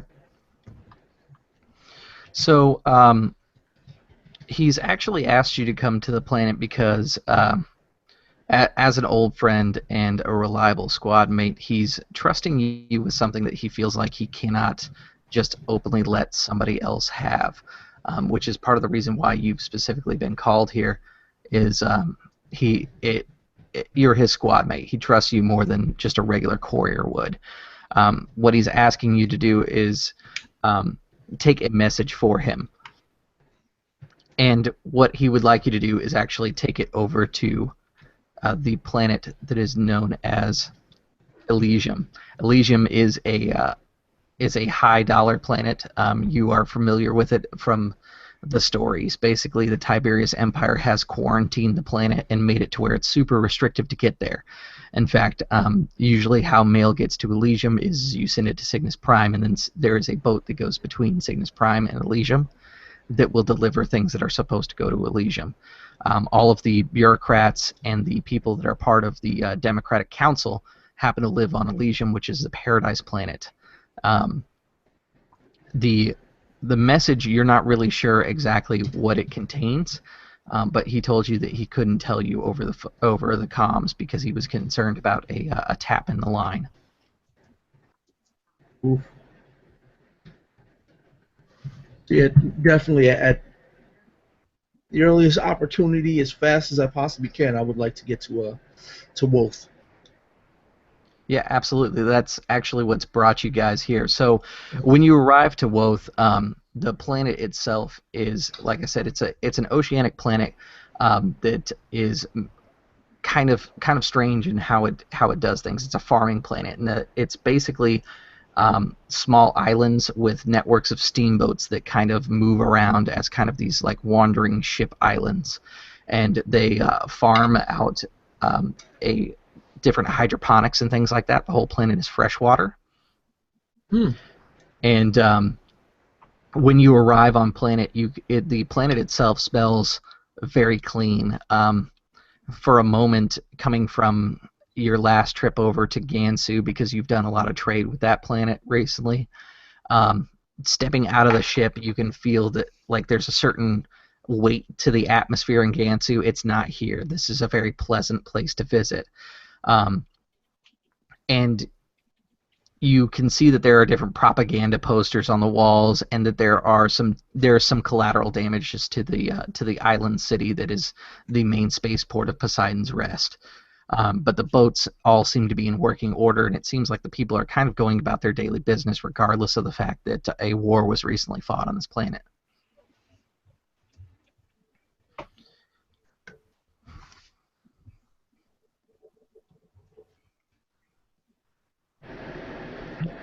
I'm assuming I know where Ikoni's residence is, right? Yeah, absolutely. So your plan is to kind of beeline it to Akoni's? Yeah, it's that military upbringing, that military breeding. It's still, infused in me, and right now the mission is to go to Ikoni, so he's going to achieve his mission. Okay, perfect. So for the other two, after you get done negotiating your port fees and everything like that, which we're not going to worry about credits at the moment for that, do you decide that you're going to go ahead and follow your friend? Yes. What type of planet are we on? It's an oceanic planet. It has a breathable atmosphere and it's human miscible, so you don't need any sort of special equipment. Okay. What's the dangers on the planet? There's not a whole lot of dangers on this planet, actually. There are some creatures inside the water which could pose a threat, but it's kind of one of those things that if you don't go in the water or chum the water nearby, then you don't have to worry about the sharks. All right. Yeah, I'll follow that. Okay. So as you kind of go through the city, you are seeing these different propaganda posters from the Imperial line of Tiberius, which I believe you know how to speak, correct?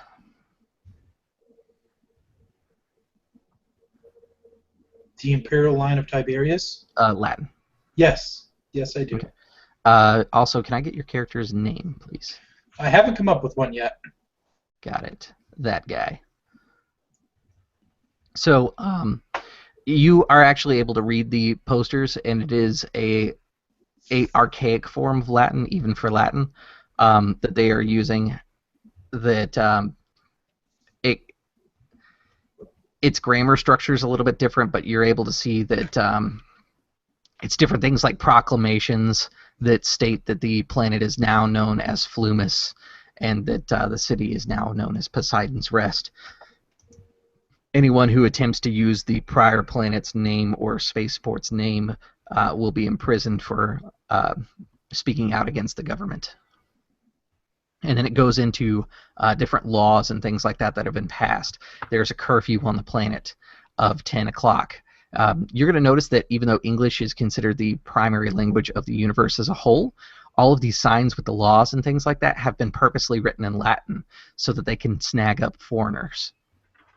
Okay.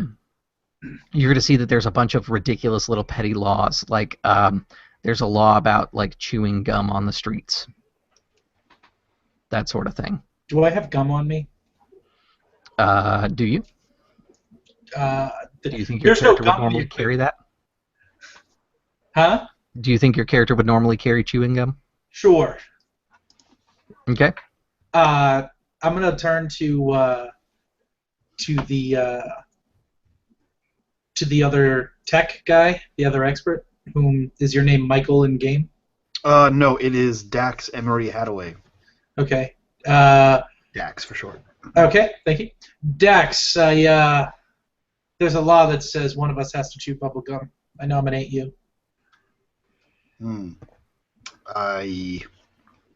Okay. I don't speak any of the languages here, so sure. What a strange rule. I know, right? The fishermen are very backwater. And I take the bubble gum. Okay. So you guys are chewing on it, and No, he's chewing on it. well, he's chewing on it, I should say. And is Nelson still with us? Yeah, I'm here. I'm eating, and Camera's off to be polite. Gotcha. yes. Okay. I just want to make sure because things are about to go bad. So you guys are traveling down the street, and you hear booted steps come around the corner, and there are men. Swallow it. There are men in Swallow it. what appears to be kind of Legionnaire style outfits. They have like ablative breastplates and these like studded skirts that they're wearing. They are carrying a spear staff like thing that is obviously a projectile weapon and tall shields. There are 4 of them when they come around the corner. Is anyone actually yelling swallow it? I'm swallow it. Swallow it. I kind of turn to you, still chewing the gum, and I say, "Swallow the gum? Swallow the gum?" Yes! I just nod my head, coughing. So because you turned and you've stopped, they're watching you now. Because the law is specifically about walking and chewing gum. They're waiting for you to slip up. So seeing these obviously military dudes before they stopped, Tony would have stopped and stepped to the side.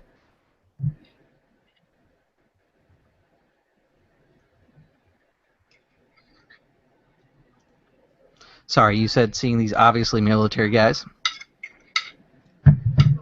Out of, like a military code, he stops and steps to the side to allow them to pass, not knowing that they were going to stop in place. Yeah, they're kind of watching the spectacle between the two experts here, waiting for someone to slip up. You can tell because you've been on enough shakedowns that you know that they're waiting to catch somebody who's doing something wrong so that they can use it as an excuse. I just start turning from my left to my right, trying to figure out exactly what's going on, since I have no idea what they're doing that is apparently wrong. Besides yelling at each other. I'm not yelling. I'm coughing really loudly so he can barely hear what I'm saying. And others can't hear that he's saying, swallow the gum as he's walking. Yeah, I guess I stop and very confused. Like, I'm already stopped, but I very confusedly swallow the gum. And then I kind of look over and I'm like, it still had all of the flavor. The guards kind of watch you guys as he's walking away. They kind of determine that you're not breaking any laws, so they kind of mill about, still watching you guys, but they aren't like on top of you like they were a minute ago. It's illegal to walk and chew gum at the same time. Since when? I point out the sign where the law is clearly stated. I was gonna say it's been about a month since the planet's been taken over. No, I just point at the law sign. So what? You can't read? I was gonna say the law sign written in Latin. I was gonna say it's a law sign that's written in Latin. There is no translation available for it either. Yeah, I just and it's got like a ton of writing on there, and you have no idea what it says. That's awesome. Any other thing we should know before proceeding?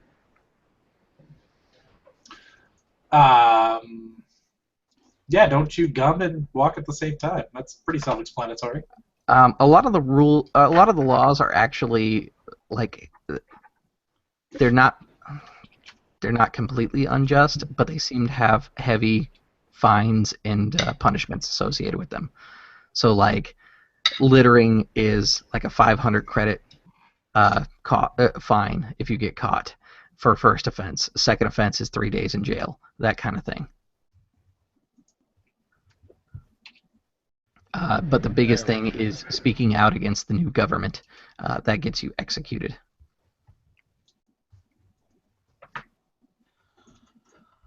You also find that there are laws about, like I said, the curfew, and then the other thing that you also find is there are specific laws about work times that are on there about when it's okay to work and when it's not okay to work and when you should be actually locked up for the evening. Yeah, we just have to be out of here by 10. Can I tell, like, does it look like there's a military occupation going on? It definitely does. They're not trying to hide that at all. Like, after he's kind of pointed that out to you and you spend a couple minutes looking around, you're going to see these four-man squads kind of walking around through the courtyard. They're patrolling the streets. They're stopping people every so often. And one of them, you can see, has a sheet of paper with them. And they stop individuals and pull down hoods that people are wearing to protect themselves from the sun.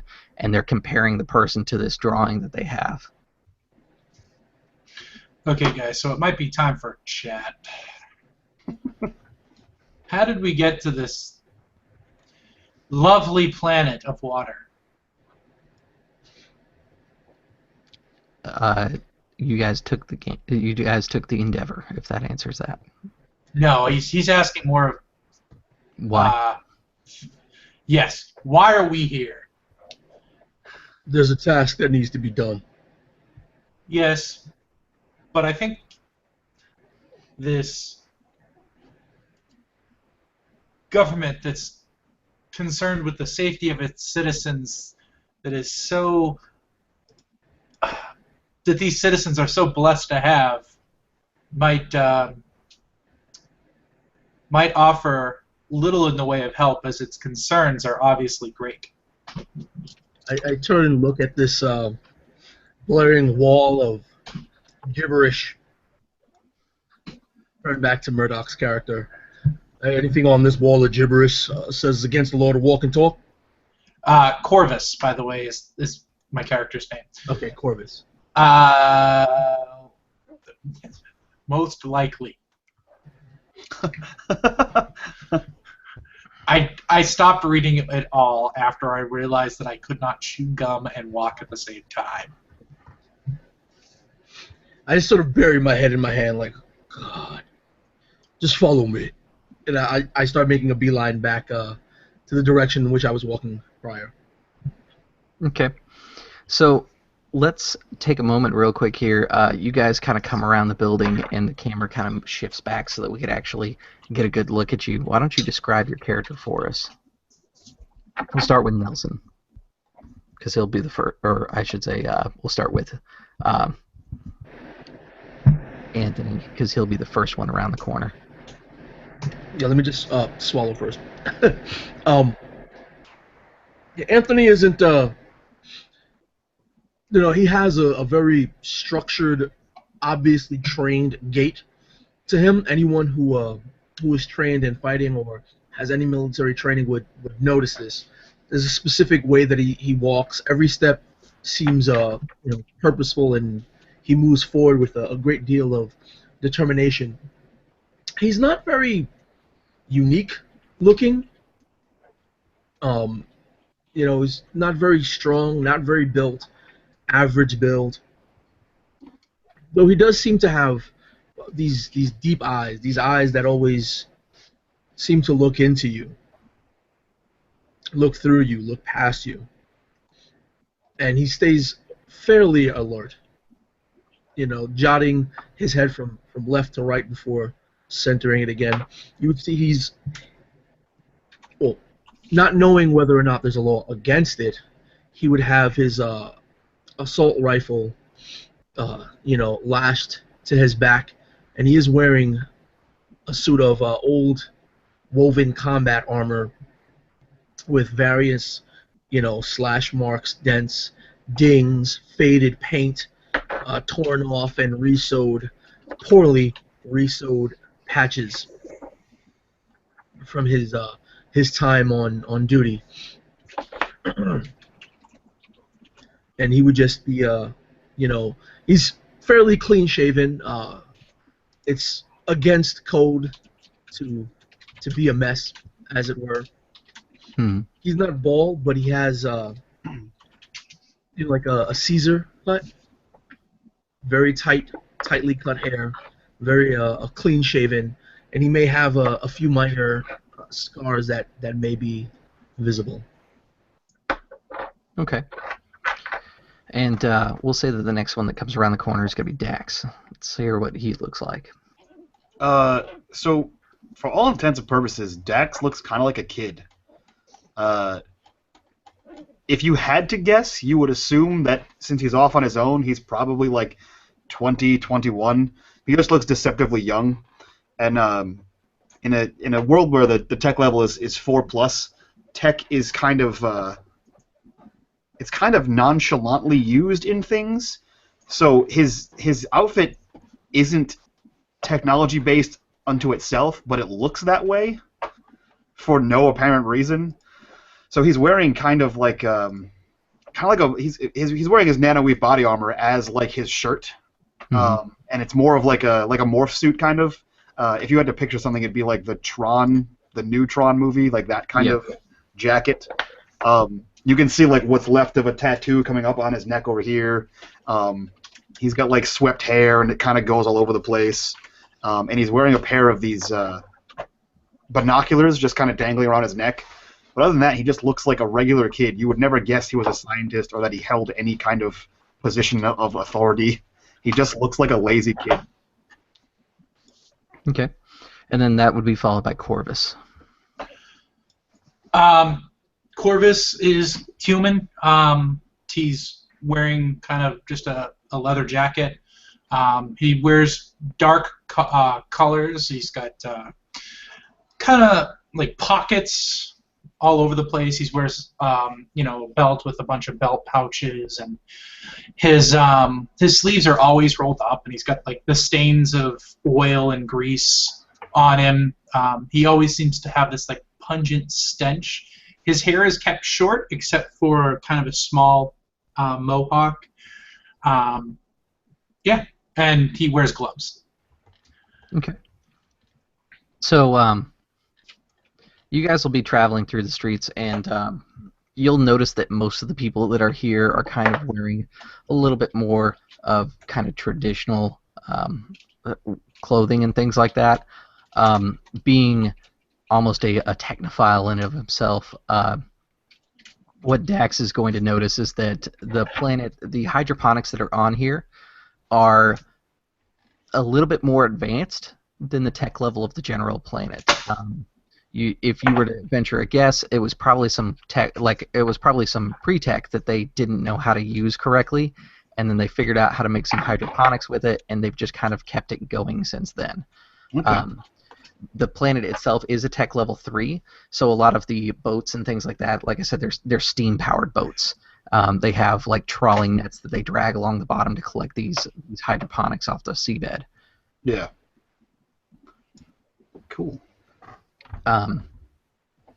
But there doesn't seem to be any actual like noticeable like giant floating ball that's dropping special water into the ocean or anything like that would definitely scream pre-tech. But like, there's a lot of clues that there's some pre-tech on this planet.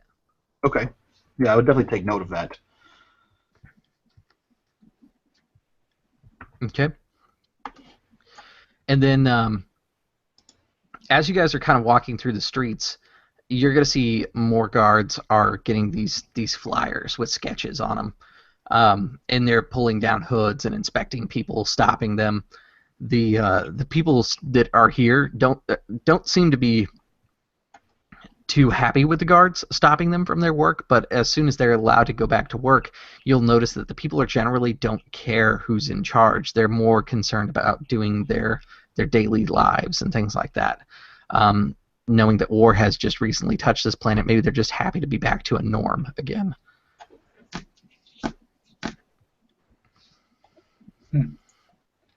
We should probably hurry along before we are mistaken for one of the riffraff that live here.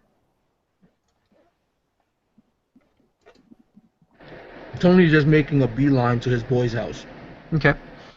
As you approach the house, you're going to notice that there are some sentries that are outside of the house with their laser staffs, and there's another man that's there that's wearing what appears to be a little bit more of a dress type uniform. You with your military background, you'd venture to guess that he's probably a commander of some sort. He's looking over the house. You can see that a broken window is in the front, and the guards will stop all of you, and they'll kind of hold up the paper and start comparing you to it. Oh, I knew this was going to happen. Tony stands at attention. Okay. The guy looks it over. He kind of nods, and he moves the paper over and moves over to Dax. And then he just immediately shakes his head and just moves along because Dax just looks nothing like this guy in the picture. Really quickly, when Tony stands at attention, while he's looking at the paper, I'm assuming he's not. The picture in my head is that he's looking straight at the paper and not like showing us the paper, correct? Yeah, he's got the paper like next to you. So if you were to like turn your eyes, you could see what the image is, or you could wait till he holds it up to somebody else and take a look. Tony stands up straight, at a military at attention, and looks directly into the guard's eyes as he's looking at the paper. Okay. To try to decipher what image he sees in the guy's eyes. Okay. Sure. let's go with a skill check then. Sure.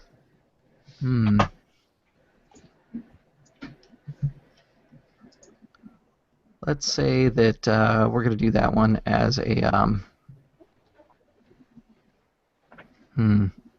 Perception. Yeah, I'm going to say it's a perception. I was thinking if maybe it should be something else, but that seems the best. Perception. Perfect. If only I could find it on this thing. It should be second column. Second column, second one from the top. There we go. If you click on that little dice icon, it'll actually roll it for you. Oh, I actually typed it in. Okay. It's 2d6, right? It is. Oh, no, my bad. I rolled 2d61. Oh, yeah. Let me just. I was going to say, let's just click the button and it'll do it for you. Oh, what attribute am I using? Wisdom? Yeah, if you go into your character sheet where it says perception, there's a little dice icon. If you just click on that, it'll actually auto-calculate it and it'll... Well, I clicked on... No, it says there's an input value, Chris, that you got to put in. Oh, is there? Okay. Yeah, it's going to be wisdom.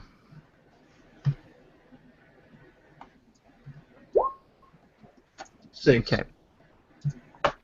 So, with that, you are going to...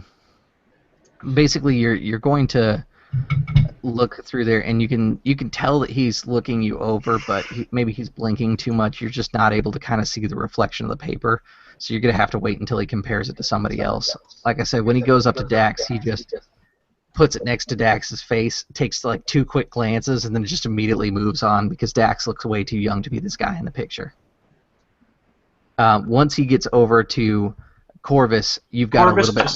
Corvus just throws his hands up and be like, "God damn it! She told me she was 18." The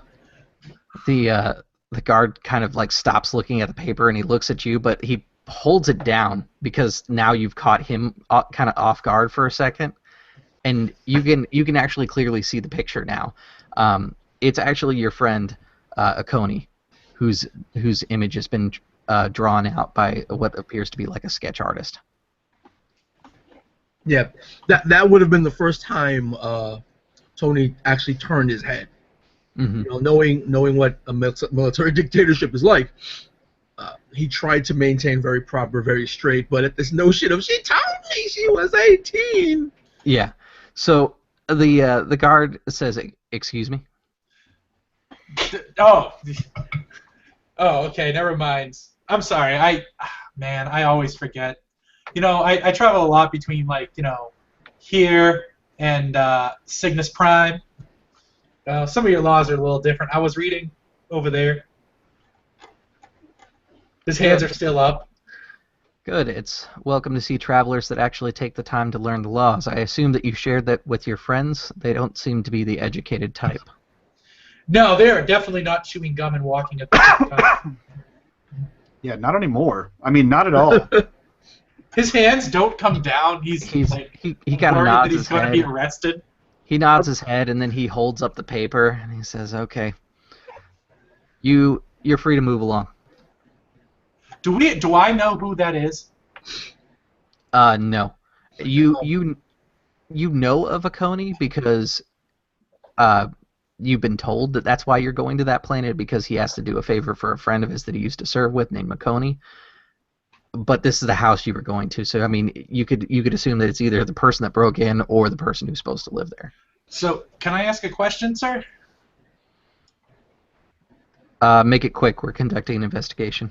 Well, really, 2 questions. 1, can I put my hands down? Yes. Okay, cool.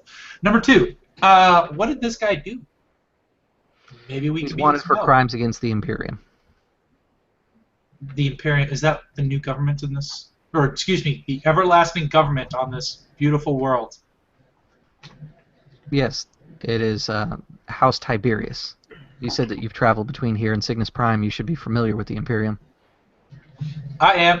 I just know that it is against the law to refer to any precursor that might have existed. There wasn't much of a government before. It fell swiftly underneath the boot of the Emperor. The Emperor is everlasting. And then I bow. Okay. I have a quick question as a player. Are they actually speaking English or are they speaking in Latin? They are speaking in Latin. Okay. So I just go back to standing at attention again. Mm-hmm. With the exception of, I swear I didn't know she was 18. That was in English. Yes. What is the? Are we in like an alley? Or are we in like just a main street? It's kind of an alleyway. You've made it outside of the main island, and so now there's like a bunch of boats that have been moored together to create kind of the structure around the small rock that is the spaceport. You're on the deck of a ship, or like in between two barges, really. It's like there's two barges that are set up, and they've got houseboats basically built on top of these things. Mm-hmm. And you were going to Akoni's house, which is one of the barges. Okay. So is there any? You said there was like the fishing things looked like they were a little bit higher tech than they should be. Not that the fishing vessels were higher tech. It's just the hydroponics is beyond a tech level 3 planet. Okay. At least at this scale. Yeah, there's definitely some different harvesting boats that are a little further out. Once you get past all the living quarters, the barges, you get to the actual piers for the city, and there are some of the steamers that they would be out right now collecting in the fields. Okay. So with Dax not speaking Latin and having no idea what's going on, and everything seems to be less and less tense as the conversation goes, he gets bored and starts fidgeting with things. So he like crouches down on wherever we are and starts like playing with things on the boat, like putting them together and just moving them around and seeing what they do, because he's never been on a boat. Mm-hmm. So much like a curious child, he just starts playing with stuff. As soon as he starts playing with stuff that don't belong to us, Corvus just raises his hands again like, oh, man, stop breaking the law. The guard kind of looks down and he says, "Hey, tell him to leave that alone." Asshole, leave it alone. I assume you shout that in English? Yes. I kind of drop it. It bounces a little bit and rolls away. I just stand up and say, "Okay, can we? This is boring. What are we doing?" In a very like struggled English, he turns around and he says, "You're free to go. Follow the detour path." Oh, thank God. Before leaving, over, and there's like some guards that are kind of like waving people away from the crime scene. Before leaving, I want to just in earshot of these soldiers, Dax, is that individual dangerous? Is he someone we should be looking out for? I mean Corvus, sorry. The guards don't really react, and it lets you kind of know something about them. They only know very basic English to be able to communicate with the people of this planet. Like, they were given a sheet of paper with common phrases when they arrived on this planet, but they don't speak English.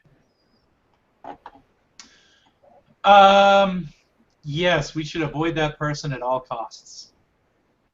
Is it dangerous? Yes, he is very dangerous. He's being hunted by the Imperium. That makes him dangerous. If not for the fact that he is obviously a dangerous criminal in the eyes of the Imperium, the Imperium, he kind of like leans in and whispers that the Imperium will probably just arrest anybody he's associated with. I assume that you guys are walking away from the guard that was right in front of you when you have the whispered conversation, right? Because that guard is going to be like lean in when you whisper, even though he doesn't understand what you're saying. I'm totally cool with him leaning in, and I don't care. I'm not leaning in yet. I'm beginning to walk away, but my steps are very, very slow. So I have this conversation in earshot of the other the military that detained us. Mm-hmm. And my next question to Corvus is, if we run into this suspect and we're forced to defend ourselves, Is it against the laws of this world to fire upon this suspect, or would they not mind him dead or alive? You'd have to check the wanted poster that they have. I'll turn to the guard and ask in Latin, hey, if we run into this specific individual that you're looking for, and he happens to attack us, are we good to just go? No, he is to be brought in and put to trial. Very well. Thank you. If you arrest him, you will be rewarded 10,000 credits, however. Interesting. Good to know. Thank you. What about information leading to his capture? Information leading to his capture, if successful, you will be granted a stipend of 1 week's worth of food. 1/4 ration. All right. Thank you very much.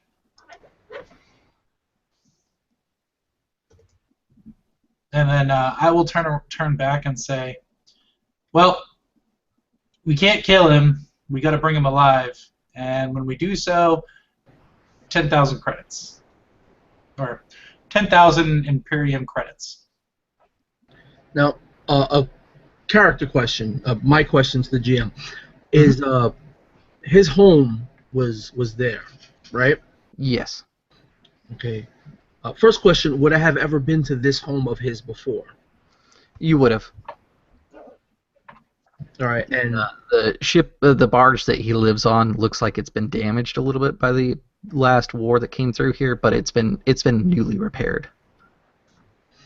and is there an entry to his house that is beneath the deck of the barge? Given the kind of guy that Akoni was, he does have a dive hatch inside the barge that's kind of hidden away. There's a trap door, but basically you'd have to get in the water, swim underneath the barge, and then come up the dive hatch. The only problem is with the way that the boats are tied together, you would need some sort of diving equipment because it's going to be too long of a distance to cover with a single breath once you find somewhere to dive in the water. All right. But I have seen the inside of his house before, correct? Yes. And in addition to that, is the door You of do his know house that they're visible? conducting an investigation inside that house at the moment. Yeah. Okay. I was going to ask that next. Like, if I can see inside. You can see now, people inside that house. They're like moving furniture, lifting up things, opening books, shaking. Like they're not really like opening and flipping through books. Like they're just grabbing the covers and shaking them.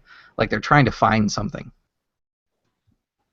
And I'm continuing to walk away now that Oh wait, has Corvus translated yet?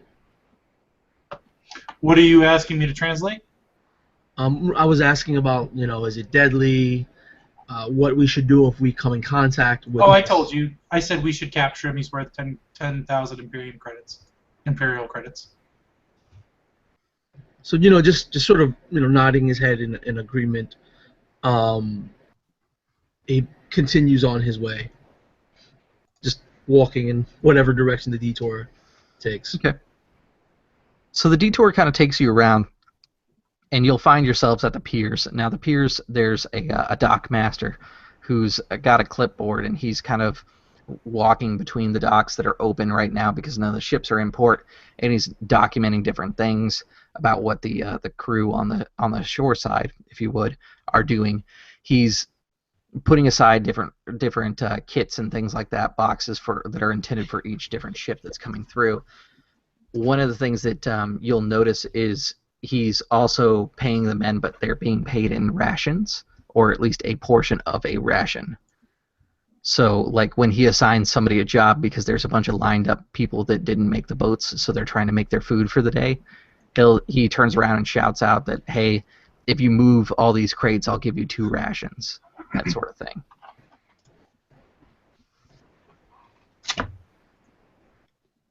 So food is apparently currency. It appears to be for the workers. There are Imperium credits, which the new government has instilled. That's what I say to my compatriots, just by we're noticing this. Mm-hmm. Food seems to be money.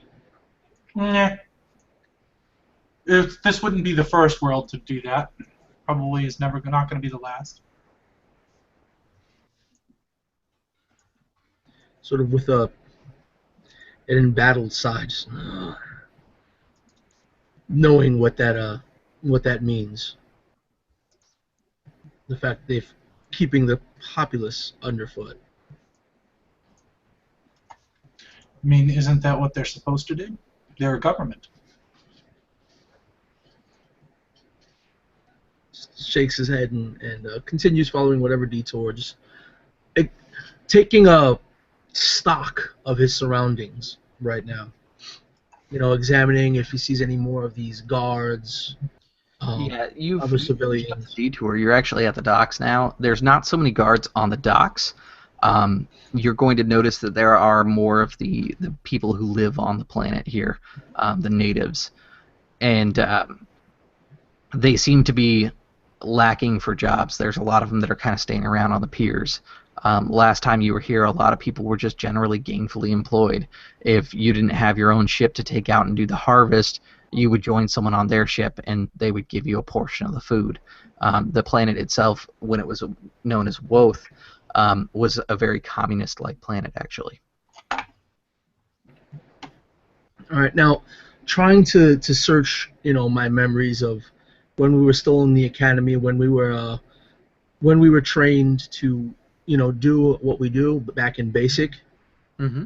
Seeing if you could remember any tactics that they were both trained in, if they were separated from, if they were either separated or the fire team was reduced to a pitiful number, any sort of survival tactics for, dispersing and reuniting with the team. Yeah, absolutely. Do you have any culture, by the way? I have, what was the name of the planet again? I have tactics and culture Gansu. Okay. So to be clear, you have not told us why we're here.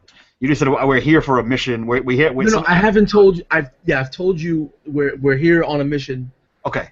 I've got something to do with an old soldier buddy of mine, but okay. I haven't told you I've recognized the wanted poster yet. Right now, I want to make sure Dax thinks we're here to do a favor for you, so he's just kind of wandering and looking around, staying in the general vicinity, but he has no idea why we're here, and so he's just kind of listing about in the general vicinity as you do things, and he stops and comes up to what was it, Corvin? I missed that. Corvus. Yeah. And he it's the name of a star. He says, a constellation. He says, "Hey man, do you have any more of that gum? Grape is my favorite." And he puts his hand out for more gum. And he starts to unwrap it and he puts it and he's like, "Oh, wait, no, I'm not gonna waste one." And he puts it back and he tucks it in a pocket and he pulls out a data pad and just starts moving his hand around, and if you're close enough, you can see that he's just playing a video game while he waits for you guys to do whatever you're doing. I'm going to turn and look at the laws and make sure he's not breaking some sort of stupid law. No, he's not. It appears that there's actually a law that states that if you must loiter, that you are to do it at the docks. Therefore, that way you could be given a job. But we have to accept that job, it sounds like, by the letter of the law. Yes. If we're indeed loitering. I was going to say, the idea is that you should be productive by the law. So if he is standing around for too long, eventually a guard may come and say something to him, but by the letter of the law, if he's standing here, he's technically making himself available for work, and that would be fine. I like how the scientist is the one who's going to get everyone screwed. Yeah. Well, Anthony's not standing around, he's walking around the docks, taking stock of the changes and spending a lot of time in his own mind right now. Okay. So for Anthony, if I could get culture Gansu, because that's where you know him from. All right. Culture Gansu. And that would be intelligence? Yeah, we're going to say intelligence for that. Great. 7. Okay, perfect. So with a 7,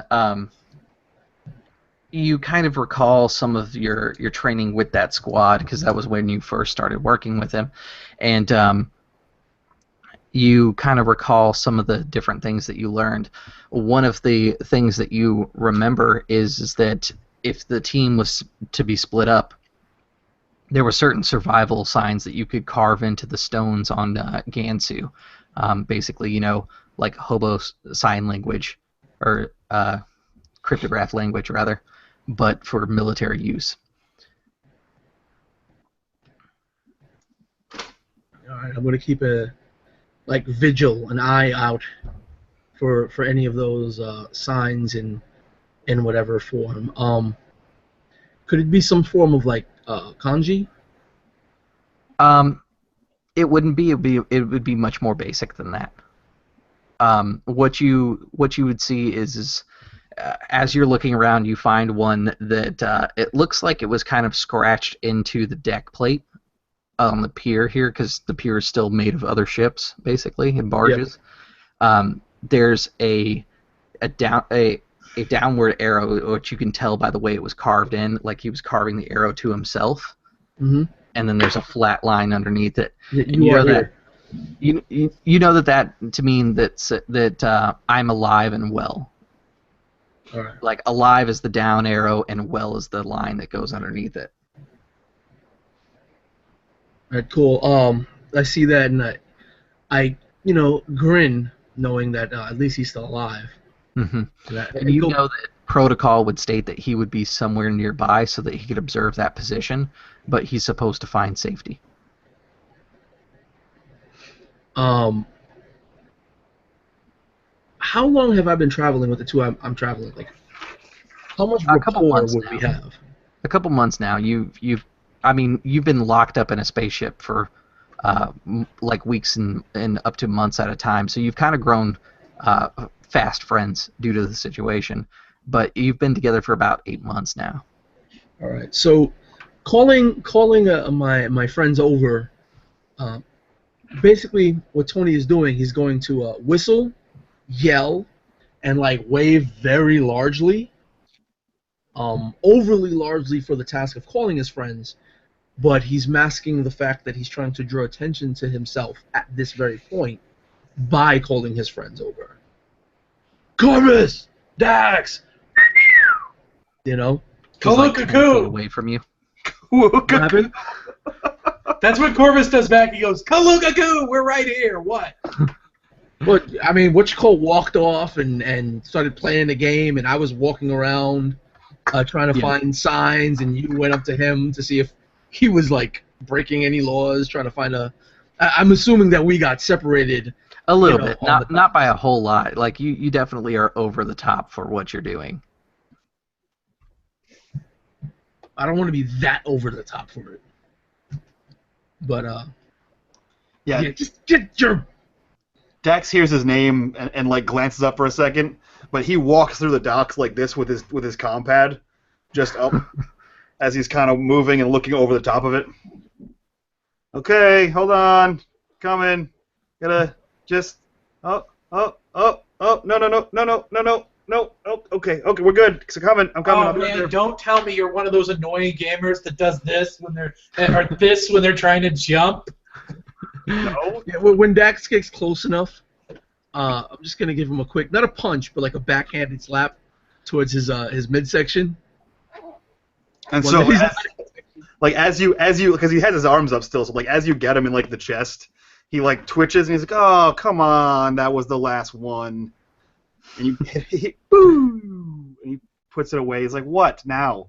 More boats? Yeah, no, I get it. You like boats. It's neat. This is awful." Yeah.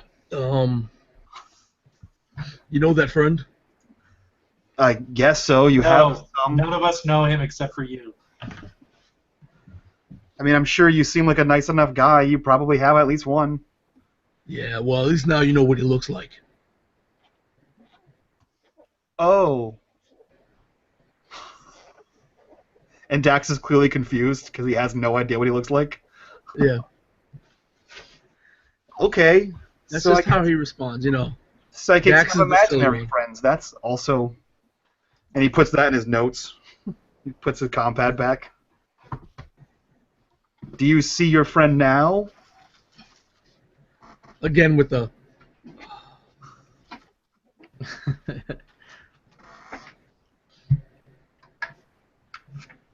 I mean, you brainy types. Don't they teach you common sense?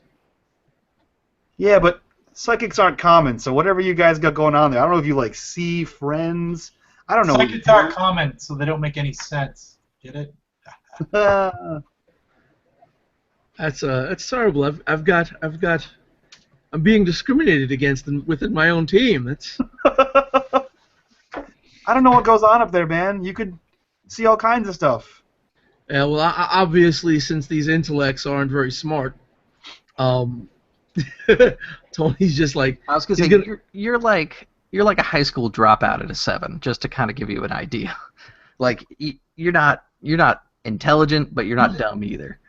No. I'm just how he's reacting to this. Mm-hmm.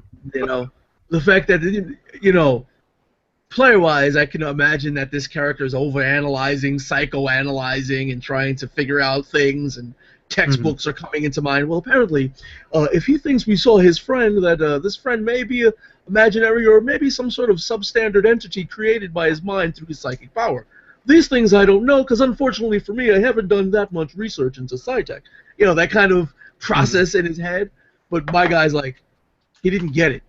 Yeah, he just comes off like an asshole, too. Like, Dax is... Yeah. He just...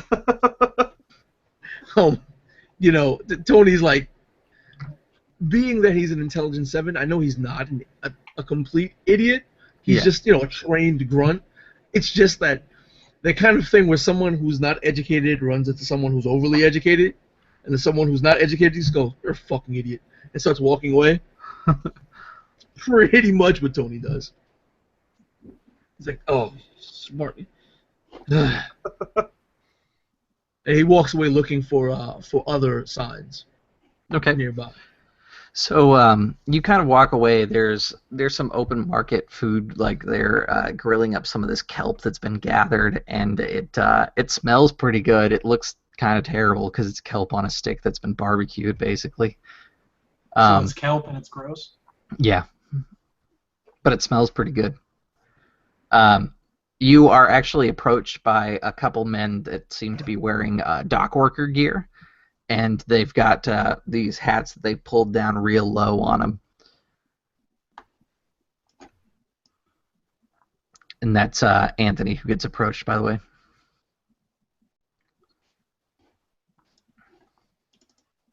They step up to you and they don't really say anything. They just kind of look at each other and then they look at you. I stand and face them. Okay. After a second, the guy goes, "Yeah, I think this is the one. Hey, are you, let's see, he would, Lao Hu." I sort of, you know, I don't overtly move, but just a quick nod. Okay. A quick half nod. The boss wants to see you. Another quick half nod. Okay. So they turn and they fully expect you to follow them. And I do. Okay. Yeah, Dax can... He just follows them as well. Okay. After just a second there, Corvus, you notice that they're starting to walk away from you.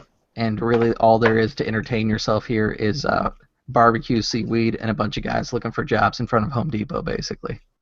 Shit, Mexicans.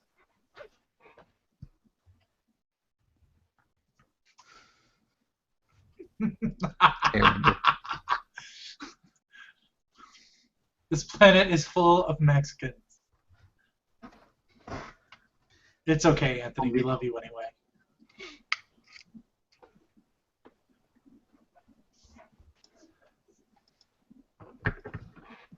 All right, so you get a follow? Yes. Okay. So they take you down to a little bit further down the barges, and they bring you to a larger barge that is a warehouse where they would store some of the food that's been processed. They'll open it up, and you'll see a bunch of crates full of ration packs. Think Soylent Green, because that's kind of what this kelp looks like once it's been processed. But it's made of kelp, not people. I was going to say Soylent Green people. When you enter, there is a man who's waiting for you on the inside, who's wearing kind of a deep cloak, and as you come in, he doesn't move or anything. You can hear a little button click, and this is what actually catches your attention, Dex. Finally, something interesting. His hood is on like an automatic, like convertible top, and when he presses the button on his cuff, it actually lowers the hood for him. Unnecessary style technology. What is in this room? A bunch of ration packs for the military. That's it, and like this one guy. And this one guy. Dax walks right up to this guy.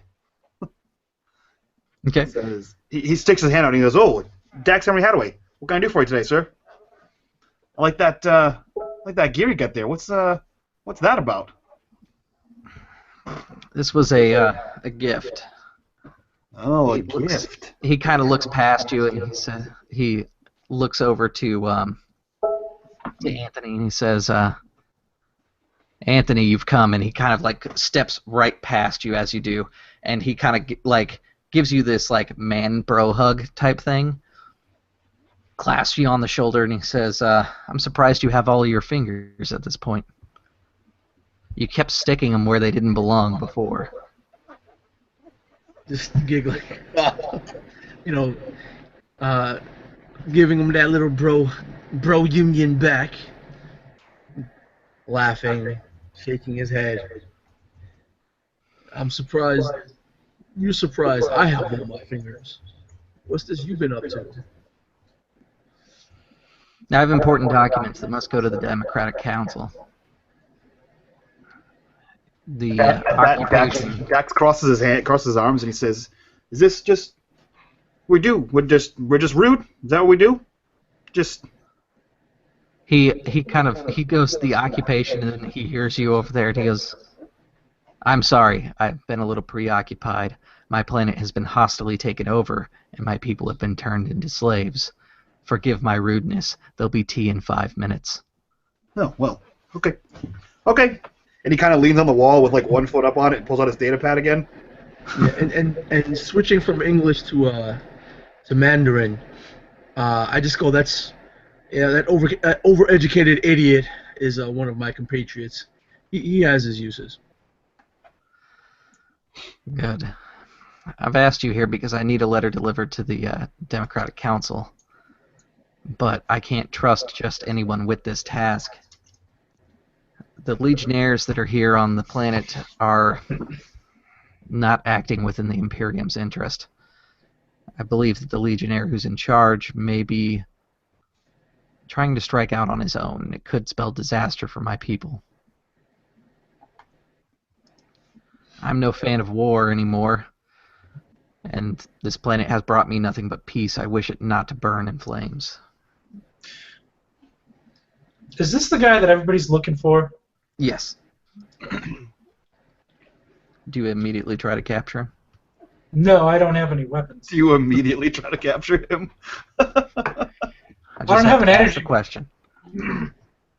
Well, from this point on, I'm actually speaking in Mandarin. Mm-hmm.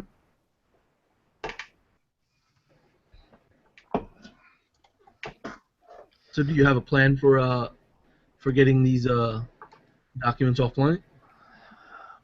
Off planet's the easy part. I just need a courier, which is why I asked you to come. Getting them to Elysium is the harder plan. I know a governor who lives on Cygnus Prime, but I don't know that I can afford his credentials. Hey, you said Cygnus Prime. He turns to you and he says, "Yes, The planet itself is actually quite lovely this time of year. I have a lot of friends on Cygnus Prime. Are they speaking in English again? I'm speaking Switched English. over to English. Yeah. Yeah, Anthony's still speaking in Mandarin. But Corvus picked up on Cygnus Prime and then replied to it in English. What do we need to do on Cygnus Prime? I have a letter that needs to be delivered. It is not as trivial as a task as it sounds. If you take up this offer, I would be more than willing to give you 10,000 credits just to take the letter. Once it's fully delivered and I am given assurance from my contact, then he will give you another 10. So we could make 30,000 credits. I believe your math is inaccurate. No. I was calculating the amount of credits that we would get if we turned you into. If you attempted to turn me in, it Oh, would be unfortunate for the whole planet. Yeah, He's going to look to you in Mandarin. He's going to be like, is this guy for real? Once he says that, though, like as soon as he says that, while the conversation is going on, I'm just like slipping my assault rifle off my back. You know, I drop the clip. You know, just looking at the bullets, put the clip back in, and then while staring at Corvus, just what is that called? You know, the side where you pull back to load the first bullet. Chambering around? Yes, there we go. Yeah. So I chamber around, but when I do so, I just looking straight at Corvus. Can I help you? You find something you like? And I grin, and then in Mandarin, just says, if he's a problem, it's not one I can't take care of. Yeah, how would you like it if I talked about you behind your back in a language you don't think I don't think you understand? It's not like it hasn't happened before. In I don't English. talk about you in other languages.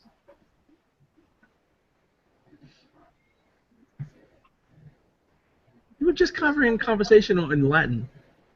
Yeah, but not about you. Not that I know that. No, but I'm telling you it wasn't about you. Tony's just like, mm-hmm. Regardless, I think this conversation would be better done in English if you're bringing these companions along. It's best that they know what I'm asking of them. Yes, sorry. It's traveling around with these new compatriots of mine. I've grown to miss the Mandarin tongue.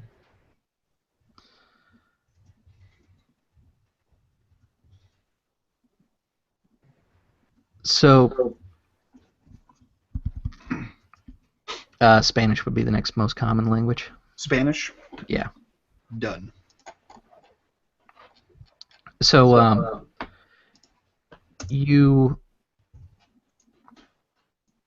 I've asked you all to come here because the government that's on this planet, I believe that the Legionnaire in charge has decided to take this planet for his own. He is making my people work much harder than what the Imperium outlined originally when their treaty officers were here. And I wish to inform the Democratic Council. With any luck, they will see the error of the ways and pull the military forces back. The Democratic Council has been on the behalf of its people for many years, and I doubt that I will find it lacking for friends within it. They're at odds right now with the Imperial line.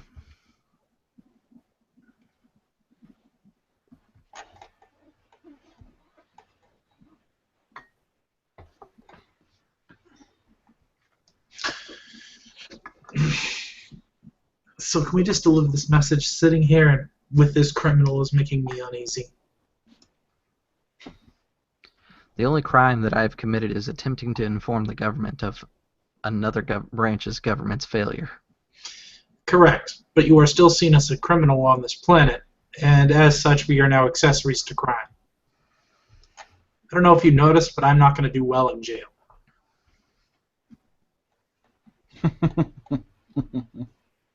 He kind of looks you over and he says, "You look like you'd get strong." No. Let's leave. Dax starts to fidget with one of the protein packs. Like Okay. the So rations. you fidget with the MRE there, and when you open it, you hear like a hissing sound as the vacuum is released, and then all of a sudden, like you start hearing kind of like a bubbling, and you realize that you've opened up the chemical heat bag thing that's inside there, and it's just a mess because you didn't do it right, and it's just like oozing out this green, like funky smelling goop.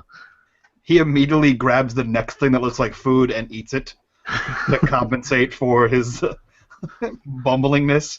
It's like, oh, this is awful. Is this a choice? Who eats this? Yeah, like it tastes like if you were to take, you know what protein powder tastes I've like? had MREs.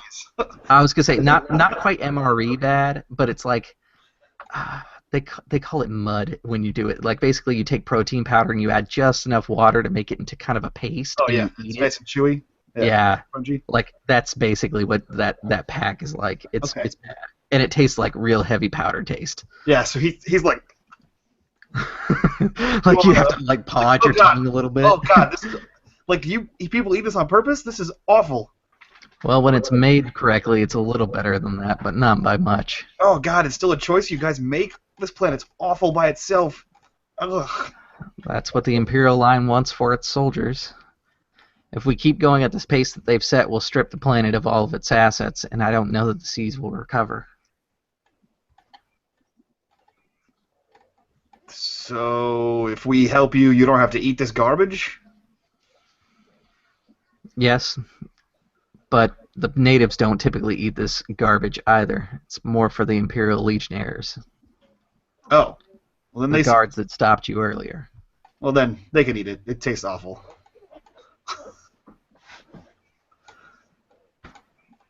You're muted, Nelson. Dagnabbit. Tapping him on his back. How about that tea? You tapping just being Dax an or are you asshole. tapping the other guy? So he just looks at you and he goes, "I was just being an asshole." Oh, so we are rude. Okay. Yeah, no. Let me deliver your letter for you. Audible Well- sigh. I am paying you. I mean, Speaking of which, if you hadn't heard, the Imperial whatever is paying us more to capture you. So. no. He's paying us the same amount once, and then paying us the same amount again when we complete the mission. So It's twice technically, my bounty. Yeah. Oh. I did miss that part. Yeah, basically, all in all, once the mission is completed, we'll have 20K to divide amongst us. Gotcha. no, we won't. You better check your map there, buddy. I'm just staring at him again. Do you not know anything about compound interest or how loans work? Dax, why don't you explain this one? I kind of look over at Tony and I pull out my data pad and I start like punching numbers in, and then I delete it. You hear boo again, and I put it away and I just say, yeah, no, 20 grand to split between 3, evenly-ish. That's fair. And then I turn back and look at Corvus again afterwards. I'm still not saying anything. Fine. I guess we'll just all get arrested and placed in jail.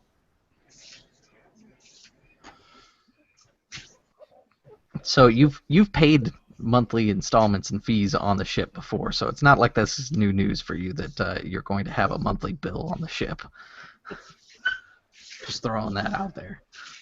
No. I understand this, but still, same conversation from my part that transpires. Okay. So, yeah, you guys are able to kind of like pack up your stuff and get going. He hands you a data pad, and he says, "This data pad has everything that you need on it. If you take it to Governor Maximus Philo on Cygnus Prime, he should be able to provide you his credentials. However, he's been increasing his cost of services lately. Are you going to cover that? With the data pad, there is some credits that have been secured for what we spoke about last time, but if he tries to swindle you, I suspect that you'll be able to handle the situation." I just nod. "I'm all for fair business, but the man is a bloodsucker." Do you have a negotiated amount? "Yes, but I suspect that he will attempt to renegotiate the terms when you arrive and say that he wasn't expecting you, and so there'll be increased fees or whatever nonsense that he decides to come up with." So that we know how far out of bounds he steps. How much was the negotiated amount for his services? If he tells you anything more than what's on the data slate, then he's well beyond his interest. Is he holding the data slate out? Mm-hmm. Dax takes it. Okay. No!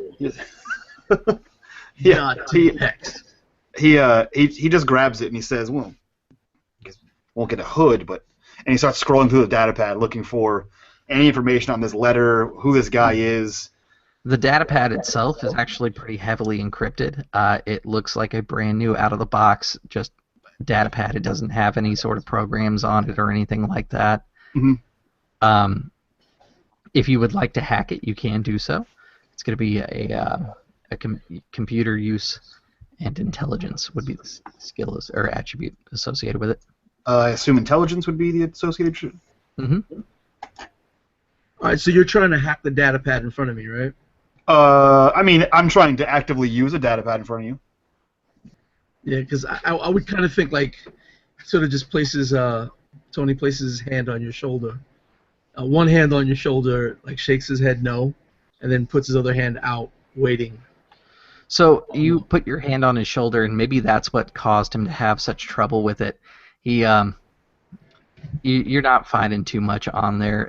It really does seem like it's really well encrypted to begin with, but it looks to, in all intents and purposes, to be a brand new out-of-the-box data slate. Okay. Can I see what the agreed amount was? No, not without breaking past the encryption. Gotcha. Can I see the data slate? It looks like it's a brick anyway, and he hands it off. Yeah, it's like 2 generations old, like of a model. It's first gen iPod. Mm-hmm. I'm guessing no games suitable for you written. He sort of starts stuffing it into his behind his armor. I can't look at it. I just kind of held it out, so whoever grabbed it. Well, I hate to cut this meeting short, but there are people who are looking for me after all. He will press on his cufflink, and the little convertible top hood that he's wearing will come back up. Yeah, back in Mandarin, I just say it was good to see you. Dax just glares at his hood. It's right up to speed with your planet. It's completely useless technology added as a fashion sense. It looks cool. It's like a status symbol. Yep. So he exits out of this warehouse, and the 2 guys that escorted you, the kind of like thug dock workers, walk with him.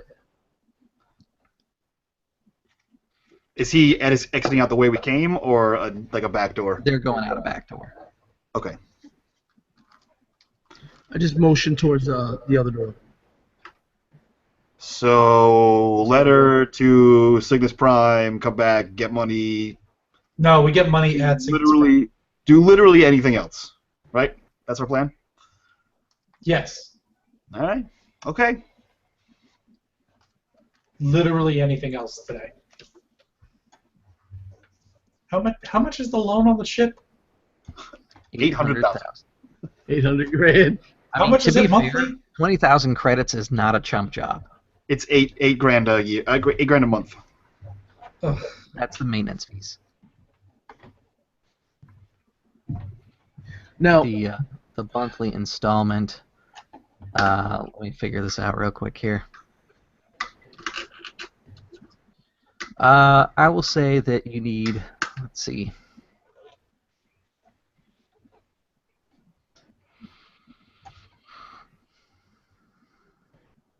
Just for easy math, I'm going to say it's 1,000 credits each month, and for late, when you're late, it's going to cause late fees and change how much it is. Okay. We'll figure out exact terms and leasing and all that nonsense. Well, let us go. so did he said that we were going to get 10,000 up front, right? Yeah. So Anthony is assuming it's on the data pad, Okay. and he's going to begin walking out. Okay. When you guys walk out, you can go through the city pretty much unaccosted. There's going to be guards and stuff, and they'll kind of stop you like they did before, but it's not going to be anything big. They're just going to compare you to the drawing and move on. It's getting to be about like 8 p.m. in the day because you've spent most of your day kind of wandering and going through all these detours and things like that. The guards are starting to kind of go around and give people warnings about the curfew and be mindful of it. Of course, they're yelling about it in Latin, and half the planet doesn't speak Latin anyways, so that's pretty awesome for them. We gotta hurry up to the ship, take off before we're marooned here for the evening. Yeah, that's exactly where I was heading. Straight back to the ship. Okay. So you guys head back to the ship, and you're able to take off. Like I said, it's very easy to go in and out of this particular planet because it doesn't have the quarantine on it. Once you've safely made it off planet, you guys are kind of free to go about and kind of explore your ship. And right now you've got the data pad. Anthony, what did you want to do with it? Like I said, for right now, still being fairly early in his career, Anthony is he's just a grunt. He doesn't know what to do with choice and freedom. So he's pretty much going to go to his quarters straight away. Okay. And see if he can find a safe place for this data You guys have some extra cargo, and some of that is like smuggler bans. They're not like super huge. You can't carry like tons of drugs between planets or anything crazy like that, but you can hide at least a decent amount of stuff. Chris, I'd like to make a navigation check. Okay. I want to know if there's any. Well, I want to make a. It's kind of going to be like a extended test, like in Shadowrun type thing. We're making a run to Cygnus Prime. I want to see if there's either any criminal or civilian freighter shipping that we can do on the way to make some extra cash since we're going to be making this run. Sure. Let's actually do knowledge criminal if you want it to be illegal, spacer if you want it to be legal. Okay. First, we'll try knowledge spacer. Intelligence? Yes. Assisted, it says. I assume 0. Correct. Okay. So assisted is like when one of us helps. Is that correct? Yeah. Yeah, exactly. And it adds. What does it add to it? Our modifier. It will add basically if you are, it's going to have a static DC, and if you hit that number, it's going to add a bonus of +1 to the roll. Okay.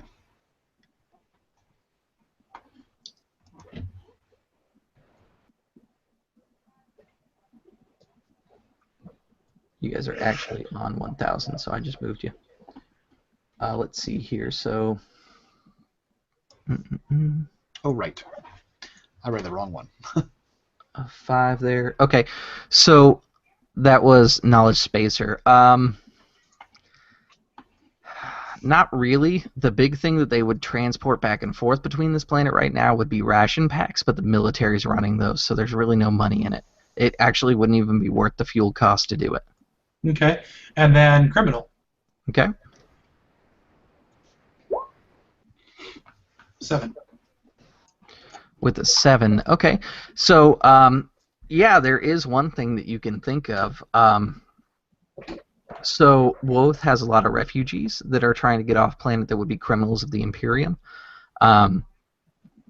With that, some of them have family and things like that between the planets and have established kind of an underground railroad where they can, instead of being on Flumis, which is formerly known as Woth, they can basically go over to Cygnus Prime and assume new identities and kind of blend in with the crowd there, because Cygnus Prime is a little bit of a more established planet. They don't get hassled over there, and they can kind of blend in and eventually find safety.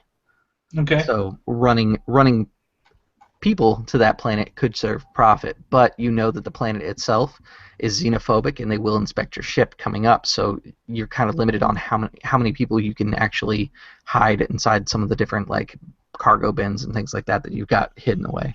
So as people are doing their pre-flight checks, because I assume that all of us have pre-flight checks, I'm just going to drop the idea, we could make some quick cashish here if we smuggled some people off this world. We got more than enough space.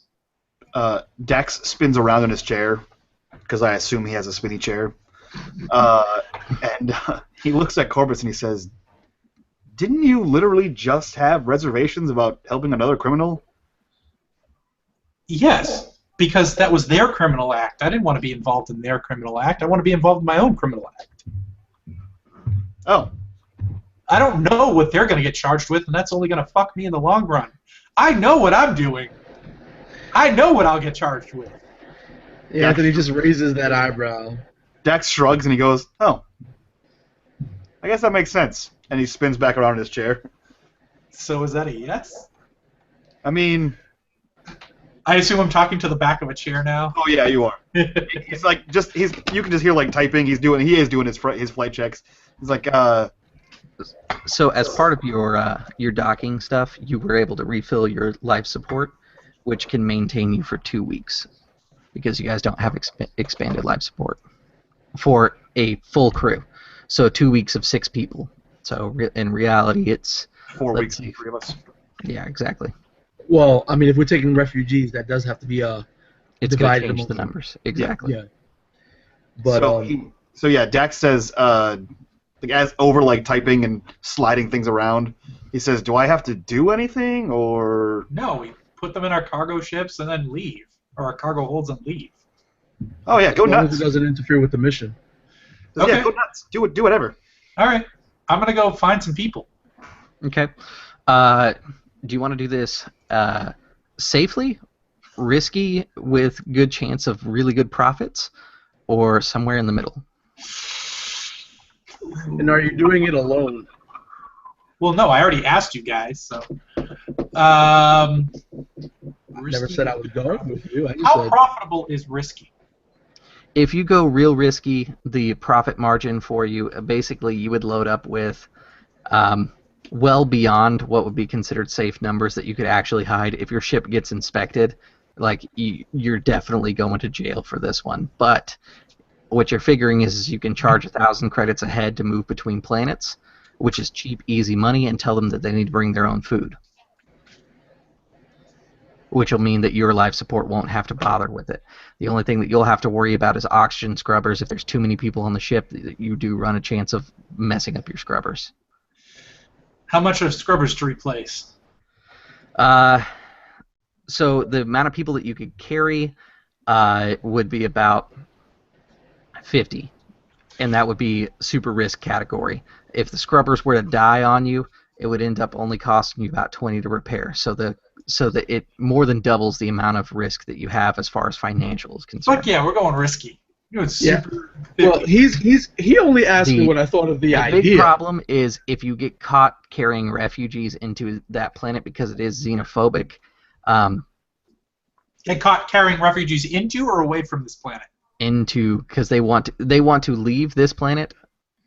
And Yeah, so- no, I got people in Cygnus Prime, man. We're good. Yeah, exactly. Cygnus Prime will actually be easier because the port that is in Cygnus Prime is open to visitors. However, the rest of the plane is sealed off. So they could actually just establish themselves inside the port. The real danger is going to be exiting the planet's guard station because there is a planetary embargo right now. Oh yeah, just load up the fucking cargo. People got to bring their own food. 1,000 a head. Let's go. Okay. It sounds like you would like to do a blockade run because if you get inspected, you're going down. Yes. Now, how are we getting all these people? 2, Don't worry about the Jax details. and Anthony even know about all these people because you only asked us what we think. Not to help, not to go with, not to go nuts. force. You just said, "What do you think?" And then all of a sudden, you're gonna show up with like 50 additional people. No, I feel like He's it's just gonna like, load them in the cargo bay while you guys are doing like pre-flight checks and shit. Like Yeah. you don't really know what's happening. I'm not. And then much we're of gonna a get Marine, stopped, and so- we're like, no, don't stop, man. Just keep going. Run from the pose. I can dig it. chaos. I wouldn't know any better. He'd be like, you know, Anthony would probably be like in his quarters by the data pad, you know, just practicing his martial arts move, trying to center himself. Mm-hmm. You You know, hear some crying from below, some from babies and shit. That was, Yeah, like I like that that Corvus is just like putting these people on here after like half conversating with you guys about his plan. Oh yeah. And that you don't know what's going on. Corvus is the pilot too, right? Yeah. Perfect. Jax asked the important questions. Are you okay with this? Do I have to do anything? And does it make us money? And they were all good answers. So he said, go nuts. So I kind of think Anthony is kind of naive, has a certain Anthony hasn't naivete quite to this caught lifestyle. on to his scams yet. Yeah, he's Does been this- swindled Yeah, into no. joining this crew without getting any daily pay. Oh, we'll pay you a cut. You know what? You were talking about being swindled into the crew. I feel like Anthony's name is like the only one that's legitimately on police paperwork. So if they die, like you get stuck with all the debt. His name's on the deed. He just doesn't know that because I carry it. I'm good either way because I wouldn't know. Like the character would know, you know. Mm-hmm. So it's more like he's desperate to get away from these military dictatorships. And he's like, oh, They used okay, you for that your sounds credit good. score. You know, and they're fucking up my credit score. They're like, all right, let's run this blockade here. So you are able to leave the planet without hassle. You do have to go through the blockade checkpoint. However, space is three-dimensional. You can make a blockade run if you'd like. What I need is a vehicle space check. Are you going to share with them what's about to happen? Because they could aid you if you start letting them know that stuff's going to go real bad real fast. I'm just gonna flip on the comms and be like, "This is your captain speaking. Well, Anthony and Dax, please report to the bridge." Click. so just in his room, like, whoa, whoo, whoo, whoo, oh. That was unusual. What? Dax looks around to no one else in the comms crew, and he just starts turning things off. And he's like, okay, well, that's secure-ish, and then leaves. Click. I'm talking about Imperial Stormtroopers, people. Hurry. Click. Dax casually walks in. Says, hey, so... Oh shit. Okay, grabbing So you his casually assault walk rifle, in and not putting on you his see armor. across. I was gonna say you casually walk in. You see across the bridge. Though it's like a display. It's not really a window because windows don't make sense on spaceships. I don't care what anybody says. It's like this big display, and you can see the blockade line. And this is normal. You expected the blockade line when you came through. You went through it the first time. I can just picture Corvus. You like, can see doing Corvus the Han like Solo, flipping on holding switches. the shaft, and he's like, looks sweaty. He's like flipping a few switches that he really shouldn't be flipping. Wait a minute. Not knowing anything from anything, like half naked Anthony, sweaty from all his practices and whatnot, spins around the corner with his assault rifle pointed right into the room, and is like scanning the room for targets for a moment, and then there's that awkward pause when he doesn't see any troopers anywhere, and he starts to lower his. His rifle is still cocked by his shoulder. We might have to run the blockade if they tell us that we need to be inspected. Yeah, I was gonna say Dax sees what switches he's flipping because I actually have culture spacer and flight, and he's like, he quickly does the math, and he's like, wait, no, are we doing this? How grossly over tonnage we are. Yeah. he looks at Corbin and says, you look at the tonnage gauge, and you're like, wait a minute. He says, hey, so. Is this real? Are we doing this? Yeah. For 50 grand, we're doing it. He completely disassociated from the reality of the situation. Anthony spins around and is covering the door and poking his eye out every once in a while. He's like, where are the troopers located? We might get boarded. Give it a minute. He says, yeah, close the door, and you face that way. Dax jumps in the co-pilot seat, pulls out his data pad, swipes it, the screen changes on his side, and it looks more like a video game. He goes, I've always wanted to do this. I love that Dax is just like, fuck it, let's do it, man. Right before, the moment before this takes a turn for the worse, Anthony just goes, wait, what do you mean we might get boarded? I think the what do I mean is we might get boarded, and the what is we might get boarded. So, let's talk about ship combat real quick. Dax's only knowledge is theoretical. So, let's do this. Ship combat, how it works is you pick a phase to be in, and the phase options that you have are determined by your drive. The Endeavour has a spike drive of 1, so you can be in normal space or drive space 1. If you have drive 2, it's normal, drive 1, drive 2. And then you also pick one to fire in. Now, what I will do is I will write down my numbers. That way I have them here and I can present them to you so you know I'm not cheating or anything. Let me grab something to write with, because we will need these in a moment. See if I have a piece of paper that my daughter didn't drive on. Can we take a quick break before this all goes down, because I have to use the latrine. You know what? That's fair. Yeah, let's go ahead and do just a quick 2-minute. So being that this is a very stressful situation, what you're saying is that your character's about to piss himself. No, I personally have to use the latrine.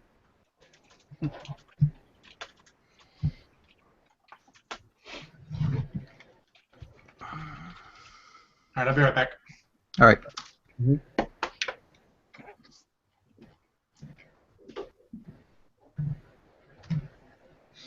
Sort of to not slow things down.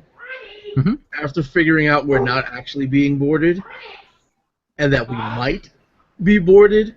No, I moved the squatty Anthony will go back to his quarters and start donning his armor. Okay. Start strapping up and lacing everything together, and just keep cursing in Mandarin.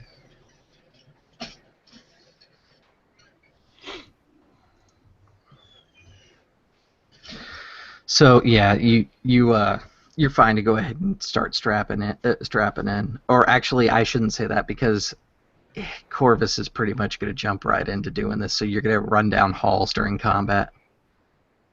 Yeah, it seems like it's never come up before in the several months we've been together, but Dax's knowledge is all theoretical. This is his first time off-world. Well, see, Anthony's been part of the ground troops, the GIs. He knows nothing of the Navy, the Imperial Navy, Marine, none of that. He's a grunt. So all he is, he doesn't know what you're doing. He just knows, first you said something about troopers, and then we might get boarded. So he's on his way to prepare for the possibility of an enemy boarding action. Makes sense.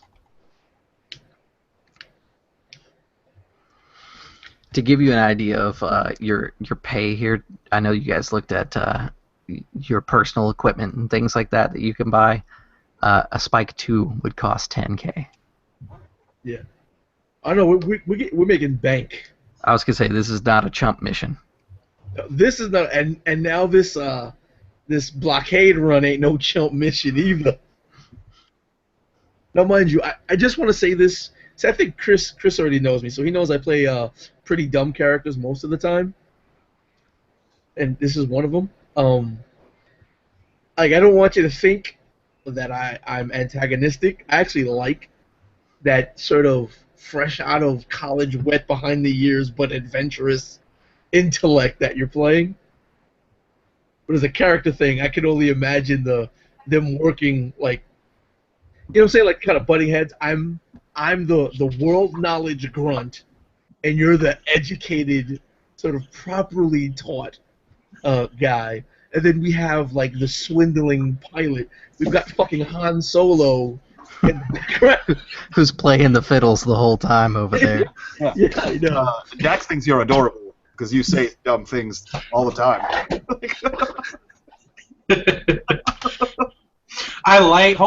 Hold on. Life achievement unlocked. Been compared to Han Solo. I actually have that in my notes. That should have been a goal. That should have been a goal for your character. You might have gotten experience. I actually have that as a note. I have Corvus, expert spacer, Han Solo, criminal ? Anthony, teleporter, precog, simple, loyal. Well, so here's the thing. In my own personal head, the way I'm picturing this crew so far is that the only one that really knows anything about anything is Corvus, right? And then like, why did my brain just shut off? Not Dell. It's not Dell. Dax. Right? Dax. Bleh. Said your name like 5 minutes ago. I'm actually high on like NyQuil because I'm pretty sick, whether you notice or not, but it's impeding me a bit. Dax, I feel like Dax and Anthony are almost the same character, but on different sides of the scale. Like, I'm a highly trained military guy who's kind of, no experience anywhere else. You're a highly educated intellect that kind of has just theoretical knowledge. Oh yeah. And then Han Solo. and then we have our own version of Han Solo, who's just worse than Han. I get to nail the princess. So let's talk a moment about some military knowledge. Military ships have higher spike drives than common transports. You would know that very, very easily because you've taken military ships before. They usually have a spike drive of 2 or higher. No, Anthony, I'm approaching this from the knowledge and trading of the character and what information I've actually been given. I don't know we're making a blockade run. I don't know what they're doing up front because I have no navigational or piloting training. I've just informed that we may be getting boarded. So all I'm doing is preparing for the possibility of getting boarded. Once this ship starts going, then I might have a little bit of better knowledge. I like it. Okay. Here we go. So you guys are going to get a surprise round essentially on them, and I'm going to give you the first of the initiative just because of the way this works. So to kind of envision what Starship Combat happens is once it starts and it's kind of more of a dogfight, that's when the phase jumping happens. Right now, if you guys wanted to go to a spike drive, you're not clear enough from the planet. If you do it, you stand the risk of either damaging the planet or possibly the blockade around you, but it's hard to determine which one would be damaged in the process if you care. I would, but I don't know what's going on. Also, a fair bit of warning. If the people in the cargo bay aren't warned that you're about to go into spike, they're going to get thrown around back there. Brace yourselves. We are attempting to run the blockade. In the middle of strapping armor. So you are like fastening some armor fasteners, and you hear that? Clip, strap. Wait. What do you mean? Pull down the we're running roller coaster blockade? 5-point harness. You ready, Dax? Oh, he's snapped in. He's got controls. He's moving things around on the screen. Okay. So you're looking to evade combat. That's the starship combat maneuver that you're using right now. What it is it's going to be an extended piloting test, which basically means my NPC pilot is going to roll against your pilot, and I'm going to say that the amount of success, degrees of success between the two of them is going to be 10. So because basically if you win, you get a +1 and move forward towards positive. If you get a critical inside there, meaning you've got the best success possible, you could get, or I'm sorry, not a critical. It's 7 is the target number. Every number above 7 that you get will go as a positive number on there. Okay. Every number below 7 will be negative numbers, and it will adjust it. And actually, we're going to start 5 on the scale. If you get to 0, you've been captured. If you get to 10, you get away. Easy enough. So, 1 second.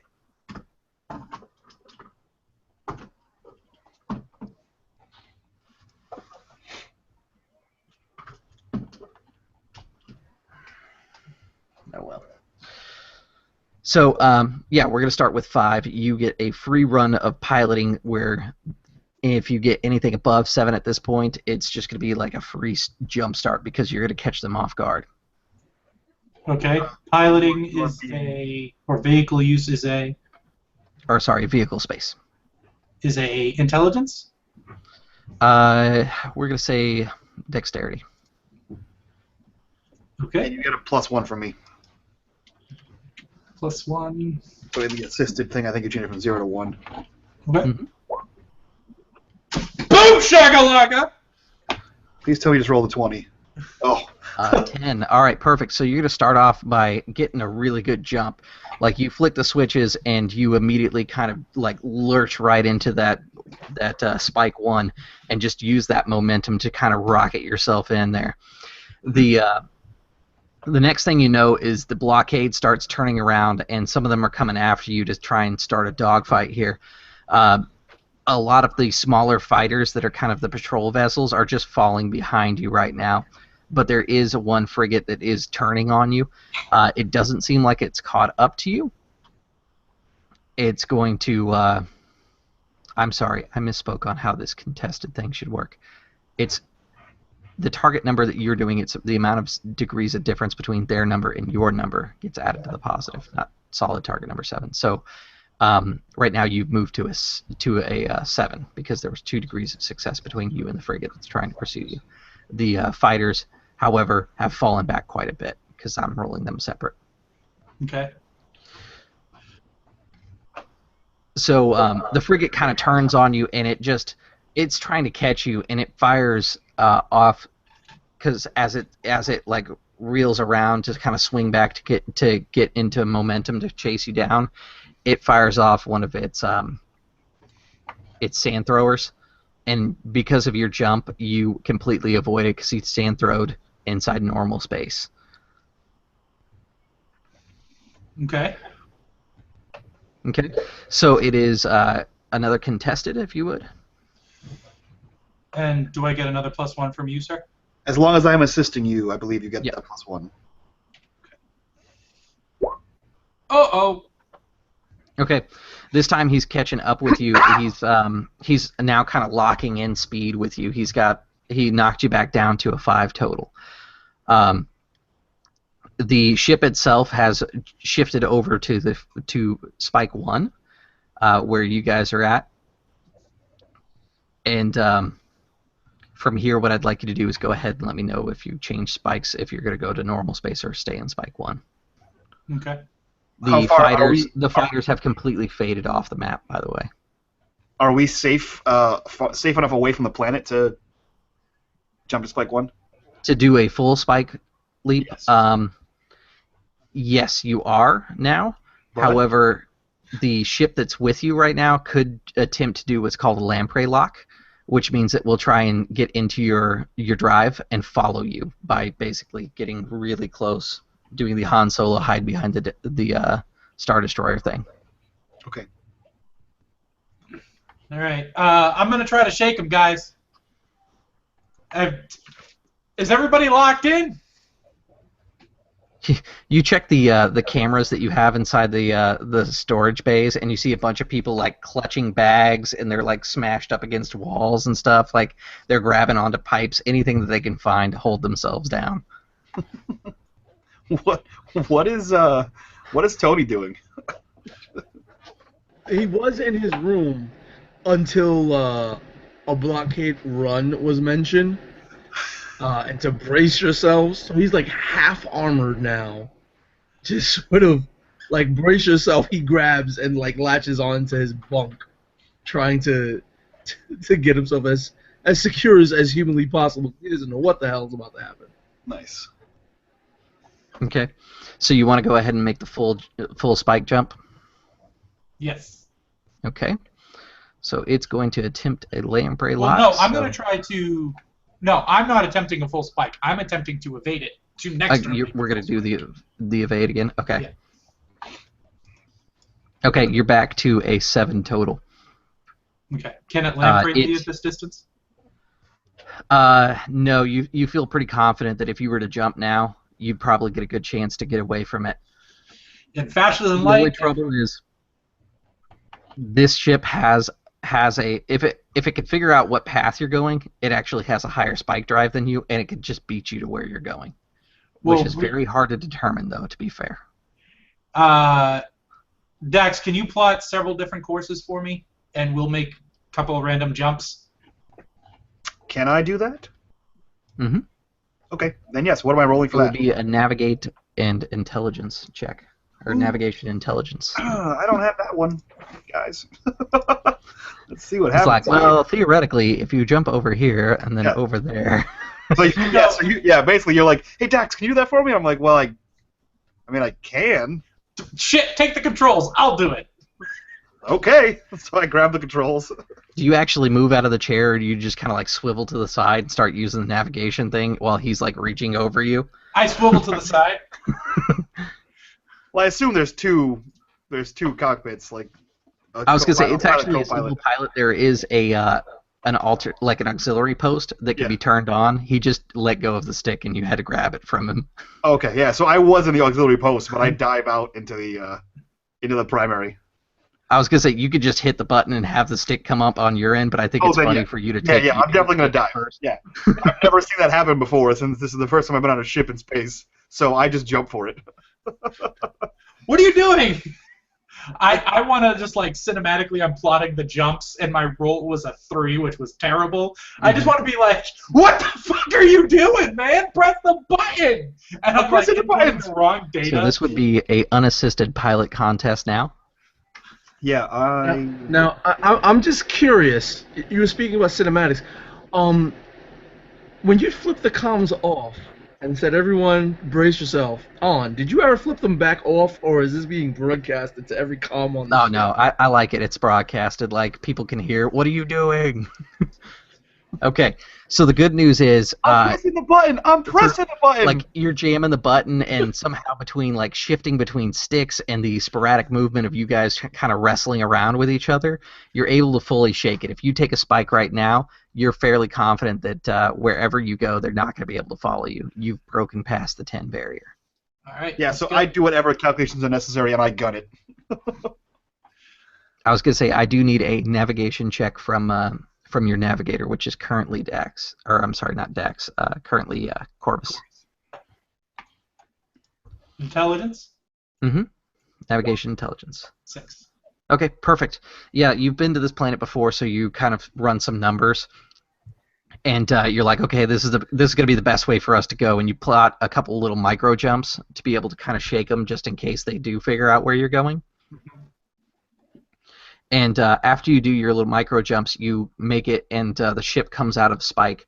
What I want to know is, what does Spike look like?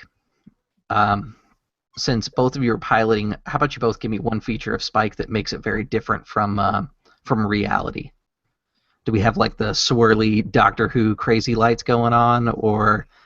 No, we have the time slip going on, where everything feels like it condenses and expands at the same time. I like that.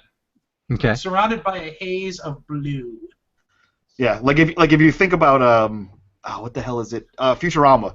You know how they start going and then it stretches and it's like whoop, and it catches up like that. I like that. Yeah. Yeah. I was gonna say, if it's a Futurama reference, you've got me and Murdock on board. Yeah. In fact, we did L5R, and at one point said that someone was basically Zoidberg. Nice. So, yeah, you guys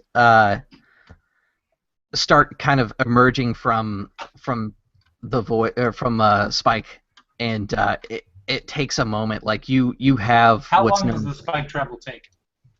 It actually takes quite a bit of time. Right. It's going to be 6 days between hexes.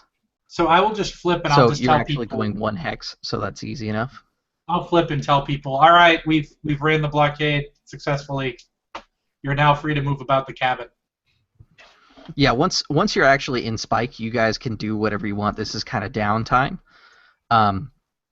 But right now, I don't know that any of you have anything that you would want to do unless you have a special project that you have in mind. Like, let's say that that Dax wants to build a better comm suite for the ship or something like that, because the comm suite you have is a very basic one. You could do that as a personal project, and that could be one of your goals that you could try to advance to gain experience. So just to clarify, the comm pad we got from the seedy guy on the Fisherman Planet. Is the letter on that? Are we giving him the comm pad? The guy we're going to see on? You were told to give the governor, Yep. Marcus Philo, Maximus Philo, that you be giving him the comm pad. He would give you his credentials, which would be assigned to that comm pad, and then you would be given permission to deliver the message to Elysium. Okay. I'm gonna talk to Tony and see if I can check out that comm pad again. Okay. Yeah, well, I'd like to check it out with the crew. After, of course, the cursing. What the hell are you doing? That was totally insane. What are all these people? I thought we were. How many did you freaking bring? After those conversations slowly die out, probably like the first 2 or 3 days, then Tony will like, oh yeah, the mission, blah blah. Like every time you see a new person, you're like, God damn it! Where are you coming from? They're like rats. Yeah, there's like 18 random people on the ship. It's actually jam packed in the cargo bays right now with those people, like, because they've got their stuff with them. Like you still have like 80,000 tons of cargo space. So like it's them bringing like their household goods and junk. Well, like they've taken up 20,000. Vertical space we have available. I was gonna say they've taken up like 20,000 on their own. It's like every time. Tony's been growing accustomed to walking around with the assault rifle at the ready, and like whenever he sees a new face, it's like a quick jerk up, like, Yeah, once you're in Spike, they start wandering the ship. So, yeah, that's how that goes. But after a few days of that, then get the data pad. We've got to get our money. He's not talking about hacking or getting any messages or unlocking or anything. No, he just asked if he can check it out again. Yeah, I was like, yeah, we need to divide up our this first 10 grand. Oh yeah, that's that. Yeah, that we need to do that. And, Okay. and I have a question. So when you were in the data pad last time, you couldn't find any sort of bank accounts tied to this thing or anything. I couldn't even like get into that. it. I could just see the home screen. Yeah. So yeah, after filling it with it for a bit, Tony doesn't see anything. He's like looking up at Dax, looking down the pad, looking up at Dax. The hell did you do to this thing? Oh no, it's like that. It's brand new. Brand new. There's no creds in here. What'd you do with the creds?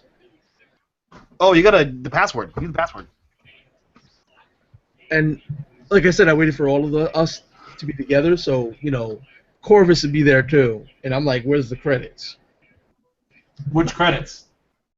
The 10K we're supposed to be getting for the first leg of the mission. I mean, can I see the data pad? Yeah. All right, I don't know what he did. I don't know what the kid did to it. A 6? Or excuse me, a 3? 3. So, yeah, you're not entirely certain where. It doesn't look like there are credits digitally on the datapad. You can say that much, because there's nothing digitally on the datapad as far as you can tell. It's a blank screen. It's Hey, like bro. it Seems like we were scammed. somebody man. wiped it. Can I just give me that? And I kind of take it. Okay. Let's see if I can not suck today. This one and intelligence. Slightly better. Okay. So you kind of fiddle with it, and you're able to see that there are firewalls on it that are blocking you from hidden programs and things like that. Yep. And it suddenly dawns on you that you look at the top, and there's a little icon that shows that there's a memory stick inside here. I eject it. Okay. It's a little flash drive, basically. Does anything happen? No, it's totally Gotcha. fine when you eject it. Oh man, I got a feeling this is gonna be a bad idea, but I'm gonna go put it in our our computer terminal on board the ship. The ship's terminal. Okay. Yeah. You plug it in, and it asks for a password. Damn. The password is password. Yeah, I tried password. Doesn't work. Should have tried password 1. Damn it. No, see, it's password 1, 2, 3. Damn it. Because we need letters and numbers, and the first letter has to be capitalized. I mean, everybody knows that. Right, of course. It's P at $. I guess would another computer check for an attempt at hacking of this thing? You could do that, or you could consult his buddy who got you on this wild goose chase. That's true. I mean, we're not on a wild goose chase. We have a very clear and distinct mission with parameters and payments. But the kid over here he's doing stuff, and like these credits are going missing. I don't know. So I will assist you to find these credits. Okay. We're gonna hack it instead. Okay. Yeah, we're gonna hack it instead. We're gonna see what happens. I mean, I tried the password once. I got at least 3 attempts, right? Yep. So computers, intelligence, and then I get a +1 for being assisted. Mm-hmm. I like how you're just backseat driving hacking. No. It's Control Q. Did you turn it off and turn it back He's like, on? do you even speak Leet? Oh, I did worse. Apparently you do not. Control Q didn't work at all. It's the Windows key and F1. So yeah, I guess at the second attempt of failure. What the fuck is the Windows key? At the second attempt of failure, I look over to Tony and I say, "So, we need a password. You guys have like a code word or like some weird psychic military thing? A name? You call each other?" While he's speaking, I'm trying to discover whether or not I have a new psychic power to blow up his head. It does not appear so. You don't. Turns out. After a moment of intent concentration to utterly obliterate the kid's brain, and failing, I try to remember if there's any, call signs that he might have gone to or. You can't think of any off the top of your head. Like you kind of rack your brain for a moment, and then you just kind of like shrug. And what was your old unit's name? We're talking about like a Screaming Gophers. grunt unit. That's just a good grunt Devil unit. Dog. It's actually a unit name, Devil Dogs. I know, but that's nah. That's I like Screaming Gophers. Totally cool with Screaming Gophers. Screaming Gophers. Yeah, we'll go with Screaming Gophers. That's cool. That's like the only thing you can think of to suggest. You guys take that as a password, or you got to go back to hacking? I mean, we got one Screaming more. Gophers. We got one more attempt, so I guess we could. Try his option. It seems like ours didn't work. Okay. Might as well. Yeah, we type in Screaming Gophers. You punch in Screaming Gophers, it takes a little bit, and you feel like the computer's about to shut down on you, and then all of a sudden it opens up, and you see a bank statement for a transfer of credits. Huzzah! But it's not the credits that you originally intended. Dun dun dun. How much is it? It is 75,000 credits. Woo. That's being screwed here. What's going on? Wait. No, Maybe we're not being. 70. Okay. Remember that comment you made about not doing math? So, I kind of look over at Tony, and I look over at Corvus, and I can see that I'm the only one that gets it. I'm like, so the agreed upon amount for the assistance was $75K to the guy we're going to see. So, Backwater Fish Planet dies, and we get $75K. Corbin just sticks his hand out, or Corvus just sticks his hand out, and he's like, $75K it is, bro. And then I just look over at Tony. I'm just looking at the both of them like, that's not the mission. Like, we're like genuinely confused. Like, what are you doing? That's not the mission. Yeah, you know the three things that you got to make sure everybody in the military has? Mail, and money. We've got food. We've got a comm receiver. We didn't get paid. And we're getting paid 10 grand. Yep, where is it? Also, that's a stupid password. Hey, if it was so stupid, how come the both of us couldn't? Oh, we got it on the third try. Shut your mouth. Yeah, so It was all lowercase too to add insult to injury. Like a typical grunt. no, see, when they first entered the password, what they did was enter it in English. The worst And part I was just like, no, this is how you spell it. It's spelled GJIANJIOSHU. Don't you know how to spell? The worst part was that the compad was actually in a case, and I just took the case off. It was on a sticky note on the back of the case, on the inside panel of the case. Son of a bee. God, so again, I'm going to ask, where's my fucking money, man? So, Tony, I'm not gonna lie. I zoned out. The guy was rude. He had a cool hood, and he didn't make me tea. What was the deal? Something about killing his planet.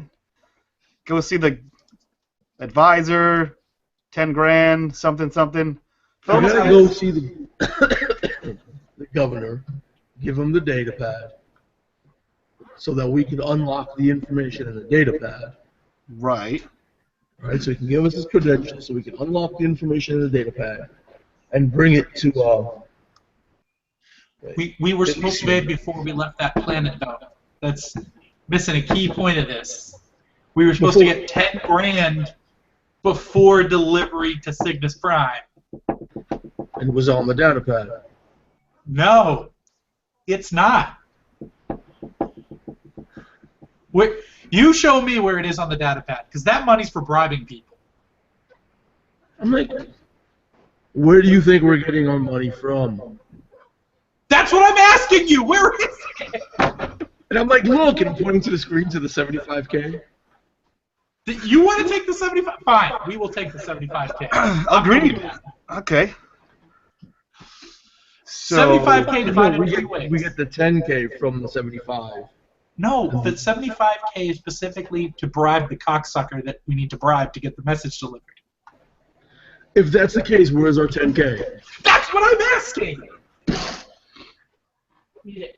It's like I thought you were supposed to be smart.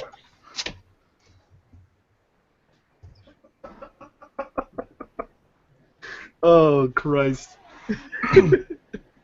So do we have a Chris? Do we have a name of the senator or where? Yeah. What was his name? It was Maximus Philo. Okay, that sounds like an important guy. And he's the one that's supposed to be getting bribed to get his data stick. Mm-hmm. Okay. Well, to get his credentials added to the datapad. Right. So that you can transport the datapad to Elysium.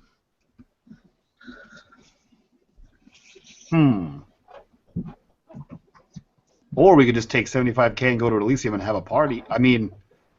Well, you won't be able to get to Elysium. It's quarantined off. Unless you decide to try and spike blockade run through to get to the planet side, which may end up killing all of you. I mean, we have 75K now. Just buy a Spike Drive 3.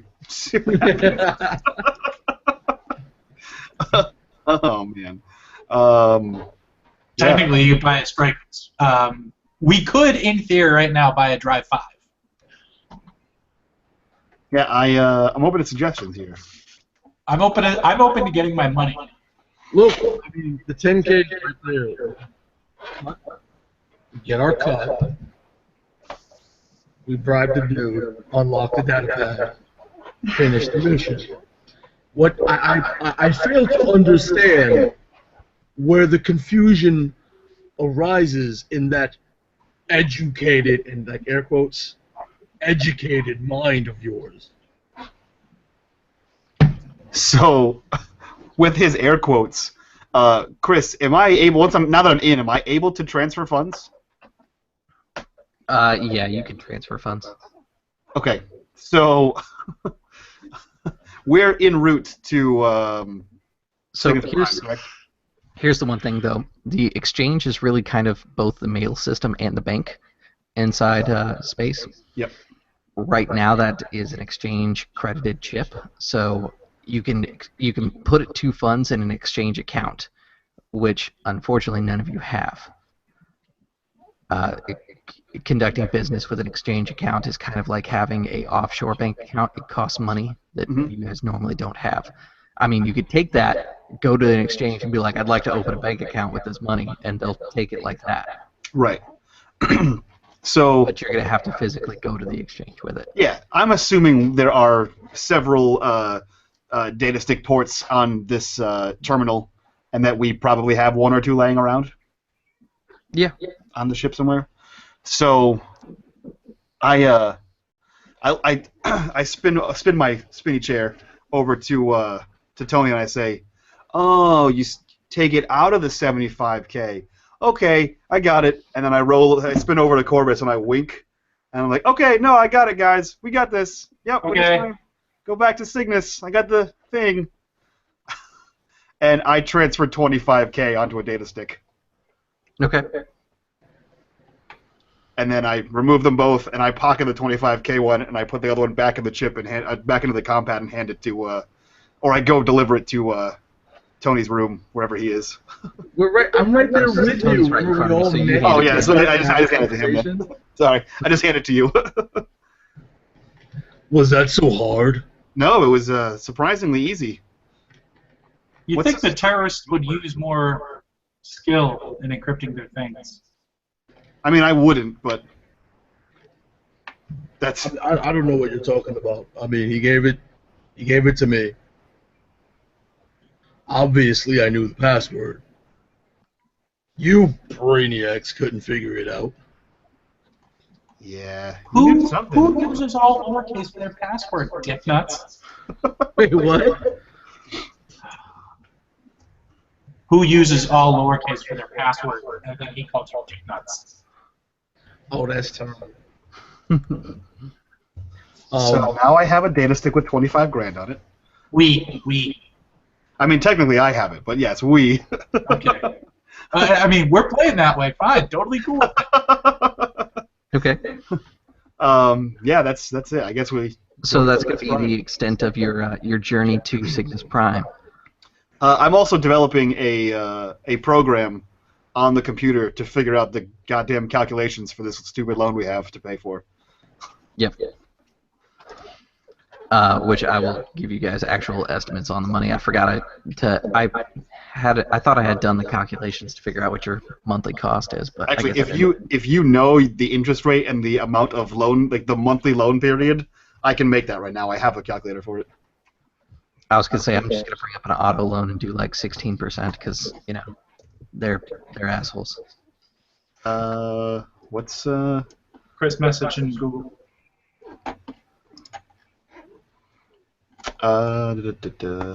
Yeah, what's the loan? What's how many years? I guess.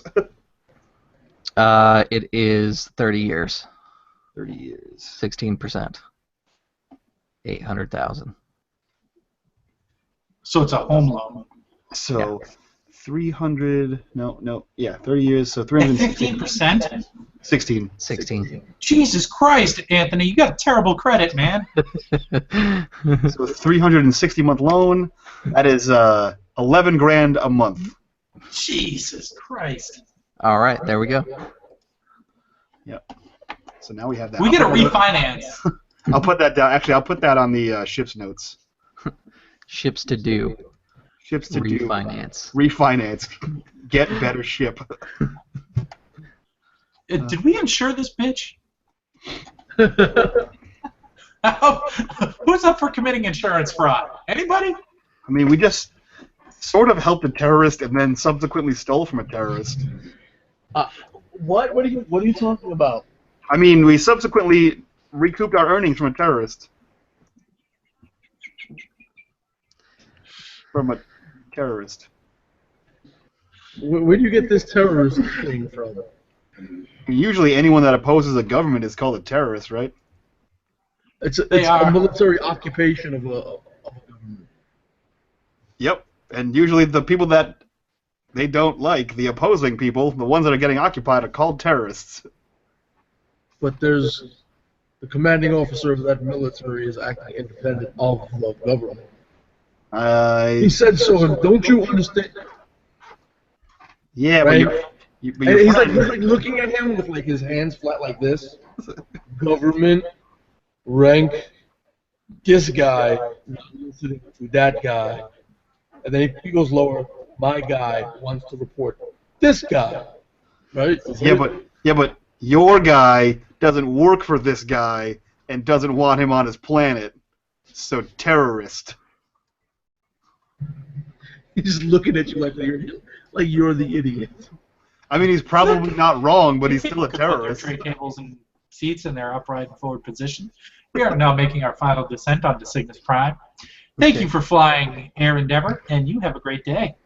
So as you come out of Spike, you will feel kind of the weight come into you, and there's a Spike sickness from the warp and the physics of the ship there.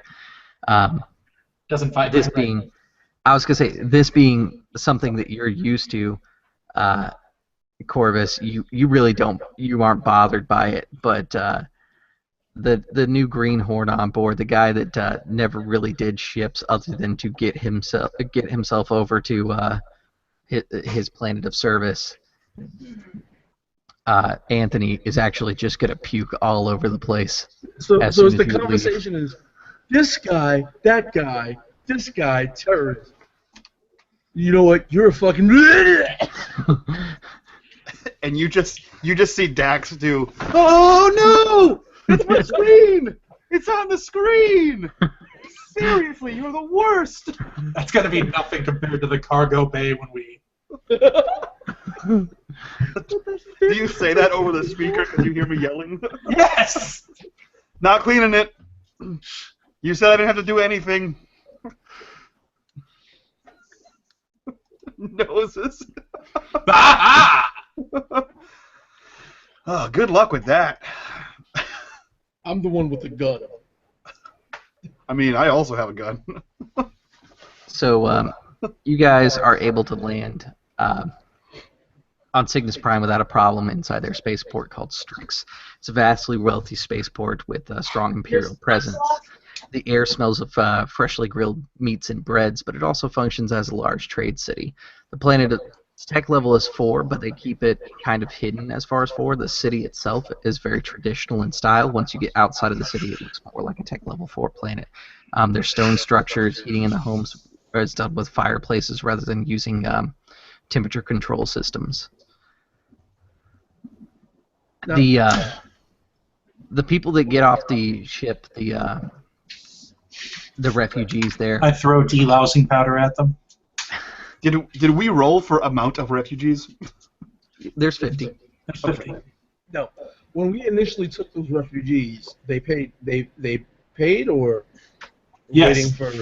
No, They they paid paid. up front. Divvied up yet, or are you holding on to like? They paid up front. They gave 50 you. grand? They gave No. you 50. It gave you a total of 50,000 Imperium credits. Yep. Well, me. Correct. So I'm guessing by that response, you're holding on to the 50K yourself. Yes. Oh, this is going to be a dysfunctional It's crew. gonna feel the same. No one's brought it up until now. I even messaged Chris and said, since no one's bringing it up, I pocket it. I think If someone Mike might brings be it up, gone. then I will, huh? I think Mike's frozen. Probably. Yeah, If it kind some- of looks frozen. If someone brings it up, I will be more than happy to split it after expenses are paid.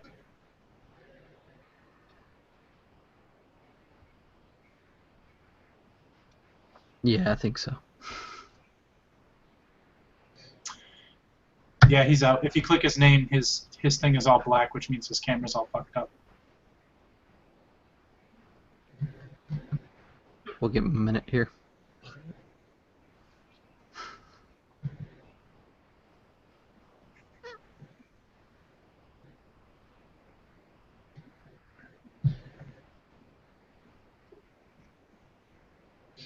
Because I guess in the cursing and arguing, I thought like, that kind of shit would have been brought up in the What? very tense days. How many fucking people are you bringing on that ship? What the? I thought you were gonna get. How much are we getting paid for this? This is ridiculous. Then How could you just jump? You just jumped that. I mean, there was no planning. There was, that kind of stuff. there was planning.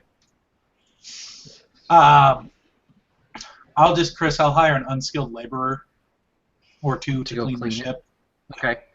Yeah, it'll cost you 50 credits, and he will hose down the cargo bay for you. That's a ripoff. It is supposed to be only 10 credits, and I will negotiate with this prick. You have 80,000 tons of cargo space. He's giving you a pretty good deal for hosing out your entire cargo space. Hey, it says wages per day, 10. You better be bringing 5 guys. Yeah, I mean, we're talking about 80,000, so yeah, 5 guys. Okay. They also So have then- burgers and fries.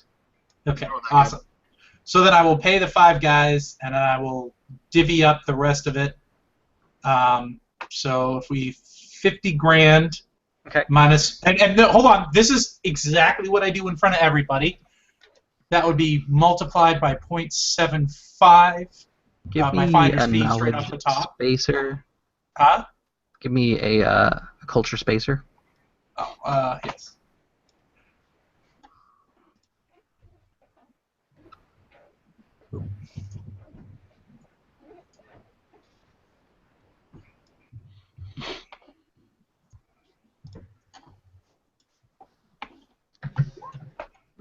Good.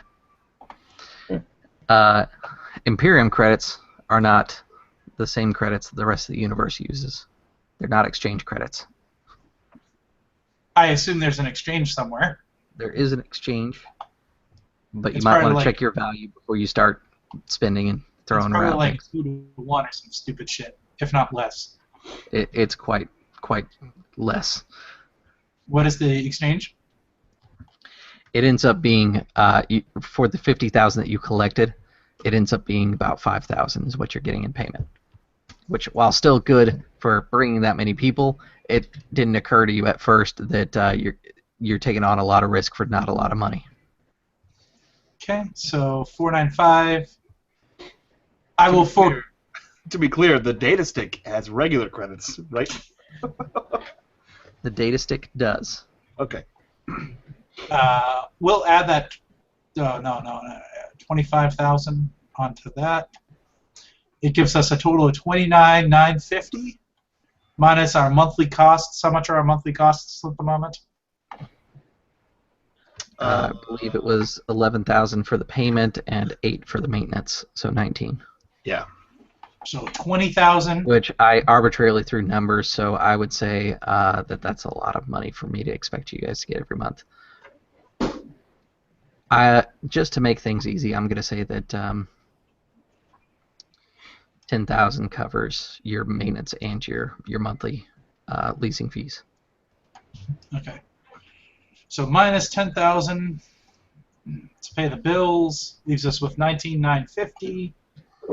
Also, the exchange credit chips aren't really worth anything until you establish an exchange account. Okay. Divided by the three of us, 6,650 per person.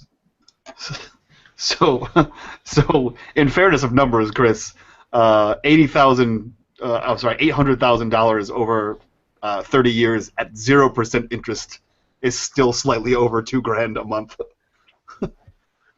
10 grand. Well, you said it was eight for the maintenance, and then the additional. Oh, well, yeah, actually, that's true. 8 for the maintenance. Then yeah, I guess it has to be more than that. I'll play with numbers. I'll get you a solid number here in a second. If I may, there's actually a cost of ships in the thing. I guess 8,000 a year does make sense. If we have a free merchant boat, it's 500,000 is the cost. Yes, but you have upgrades on there, which brought it to 800,000. Okay. And I did the math to figure out what your yearly expectancy for breakdown. Yeah, so that's what we'll do is we'll keep it yearly instead of a monthly upkeep cost, unless you guys start doing like a ton of damage to this thing, in which case you're gonna have to pay to fix that. So Okay. 8,000 is a year, 10,000 is per month for the leasing fees. Okay, so we'll leave it at 16% interest. Okay, so what's how much per year? 8,000 is the yearly upkeep cost. Which, if you're smart, do it first. That way you have it sitting in the bank for later. Yeah, I already took that up. Okay. So we paid the 10,000 monthly loan, which was January. 10,000, right? Yeah, I can do the math after if you want. Okay. Yeah, we can do that. I'll do the bookkeeping. I don't mind that kind of stuff. I would recommend spreadsheets for your money. Yeah. So our interest rate turns out to be 14.82 exactly to become $10,000 a month in payments. Perfect. That was ridiculous, and we need to refinance. So how many Imperial credits did we get for 5,000 legit credits. Yeah, 5,000 is the actual universally accepted credits. So And then we took 50 off of that to pay for the ship to be cleaned. so 4950. Yes. What is the credits called, Chris? Just credits? The standard currency is just referred to as credits. The proper name for them is exchange credits. They are backed by the exchange, and you don't actually have to have a bank there to be able to conduct business using the credit system. It's basically like a credit card kind of thing. Okay. But to be able to store... Kind of thing. Yeah, I was going to say, to be able to store hard credits within the bank, there are certain things that, like, the credit stick that you guys got that you split up into 25 and 50, that one, for you to gain access to the funds, you need to take it to an exchange outpost, which will activate it for you. Okay. Which there does happen to be a small outpost on this planet. Gotcha. Yes. Yeah. So what was it? If we get 4950, what was the number you said before? I thought it was 66. Keep in mind that the funds that you have that are on the credit stick that have not been activated by the exchange effectively don't exist. Right. So I wouldn't count those yet. Right.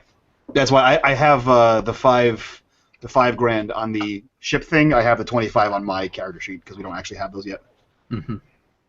Yeah, you guys said a bunch of different numbers, and I'm thoroughly. Don't worry about it yet. He's gonna. I did the math, and Michael's gonna double check my math, and then we'll get everything out. We're essentially making sure that we've paid the loan for this month and the maintenance fees for the year, so that way we only deduct it once. All right. Murdock. Yes, honey. Yeah, I'll probably tool around with a Google Docs thing and see if I can put it in there. If not, I'll have a character sheet. We can all access each other's character sheets or the ship. Exactly. Cool. So we've cleaned the ship. We've gotten the refugees off of our ship. Yep. Elysium smells of spiced, delicious meats. Yes. Go on. Like real foods. That is our time for this evening. Okay. I just wanted to remind you that, again, those credits are not real until you get them actually. Yeah, I noted that on my my character sheet. Okay. Because I don't want you guys spending money that you don't have. Yeah. Because I know you guys are accounting for. You have 5,000 hard credits, and you're already accounting for 8,000, which technically doesn't exist right now. Right. 8,000 that doesn't exist. What? So the where we are back to 8,000 a year though for the maintenance cost. For the maintenance cost. Cool. Good stuff. The credit stick that you guys had divided, the 75, and you took 25 and 50 on. The this is for Murdock. The 25 that's on the credit stick that you guys are claiming technically doesn't exist until you activate it at an exchange Correct. outpost. Yes, I'm aware. So I wouldn't start saying that you've covered expenses until you do that, because you can always physically lose that disc, or something could happen along the way. Right. There is something that we have with the 5,000 credits already, though, which are 4950, Yes. right? We have those already. Yes. I would like to ask, do we know what the money is coming from that? Because I would like to buy a weapon because I don't have one. That money you were able to exchange in the marketplace, but to actually get these cards activated, you got to go to an exchange consulate. Okay. Yeah, I just want to... Let me remember which planet has the exchange consulate. Is that not a common thing? Are they not? No. Bellarica has it, which is Bellarica. Bellarica. That is 005 Capani. Okay. That's where the exchange consulate is. The one that is here. Yep.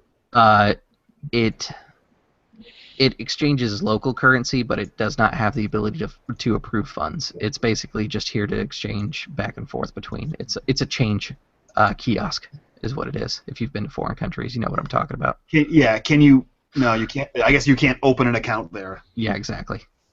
Okay. Gotcha. So the banking planet is Bellarica. Yeah, that is the closest one that has an exchange consulate in it. Okay. Which you guys do have 2 stores of fuel, so you can make the jump to go there, because each hex costs you 1 fuel, essentially. So if you were to go to Elysium and then make the 2 hex jump down to Bellarica, you'd be fine. Okay. Cool. So just so everyone knows, on the Endeavour character page, if you scroll, if you look at the top, I edited the core stats to reflect the interest and all that good stuff. And if you scroll all the way down to the bottom, I edited the other notes to include some monetary session notes from session, I guess we technically session 0. Yeah. From today's session. Awesome. You get that light? Well, I have that we dropped off 50 refugees for X number of monies, and we need to go to Bellarica for the bank. Perfect. Cool. All right. And Anthony, I just want to say, or not Anthony, god damn it, Mike, I just want to say thank you for being the spreadsheet guy, because that's usually my job. No problem. If we don't have Jeremy, I'm usually the spreadsheet guy. It sounds like we have a table full of DMs here, so someone will jump. Yeah, when we get off this call, I'll tell you about a spreadsheet that I put together for a different game, because it was ridiculous. Nice. What spreadsheet? The Shadows of the Past Remnants game we did. Oh, yeah. Which, that thing was a lot of work, but it was so worth it. Mm. All right, so that's pretty much what I've got for Endeavour. Hopefully everybody who gets a chance to view this video, because we didn't get that many live today, it's a Tuesday, so I didn't really expect a whole huge turnout or anything, but hopefully when I see some more views on there from the rest of the week, we get some positive feedback, because I had a lot of fun with it. I don't know about you guys, but I thought the entire like blockade run scene was a lot of fun, and it really was done quite fluidly with the system, so that was some good feedback that I had right away. Did you guys have anything for me before we go, or? I mean, we didn't roll a lot of numbers, but it's surprisingly an okay, easy system to learn. Like my first time playing the system, I think that's pretty much the same for everyone here. I know we haven't done combat, and I know the combat gets a little wonky with the having to do a lot of pluses and minuses there, but it seems like it's pretty smooth so far. I had a lot of fun. Yeah, absolutely. And as we go, I'll kind of introduce some more of the mechanics as we go along. So, I mean, there'll be a combat eventually. We'll have a starship combat where we can really fully explore it without just running away, which, I mean, to be fair, with the Spike 1 smaller ship, running is an entirely valid option. Yeah. My only concern is now, you know, if we ever have to go back to that planet, we probably need to change our registry or get a fake registry. Exactly. Which some of the money you've earned today may have to go towards something like that. All right, so that's all I have for today's game for the broadcast here. I'd like you guys to stick around for just a few minutes after I take this offline. For everybody who's tuned in, make sure you check out these guys' content that's online. If you've been following my website, you've probably noticed that since I upgraded my computer, I haven't done anything with the website until Monday, I finally fixed my social media distribution and added like 6 letters for L5R. So if you've been following that and you want more letters, that's where you can find them. As always, guys, I will see you at the gaming table.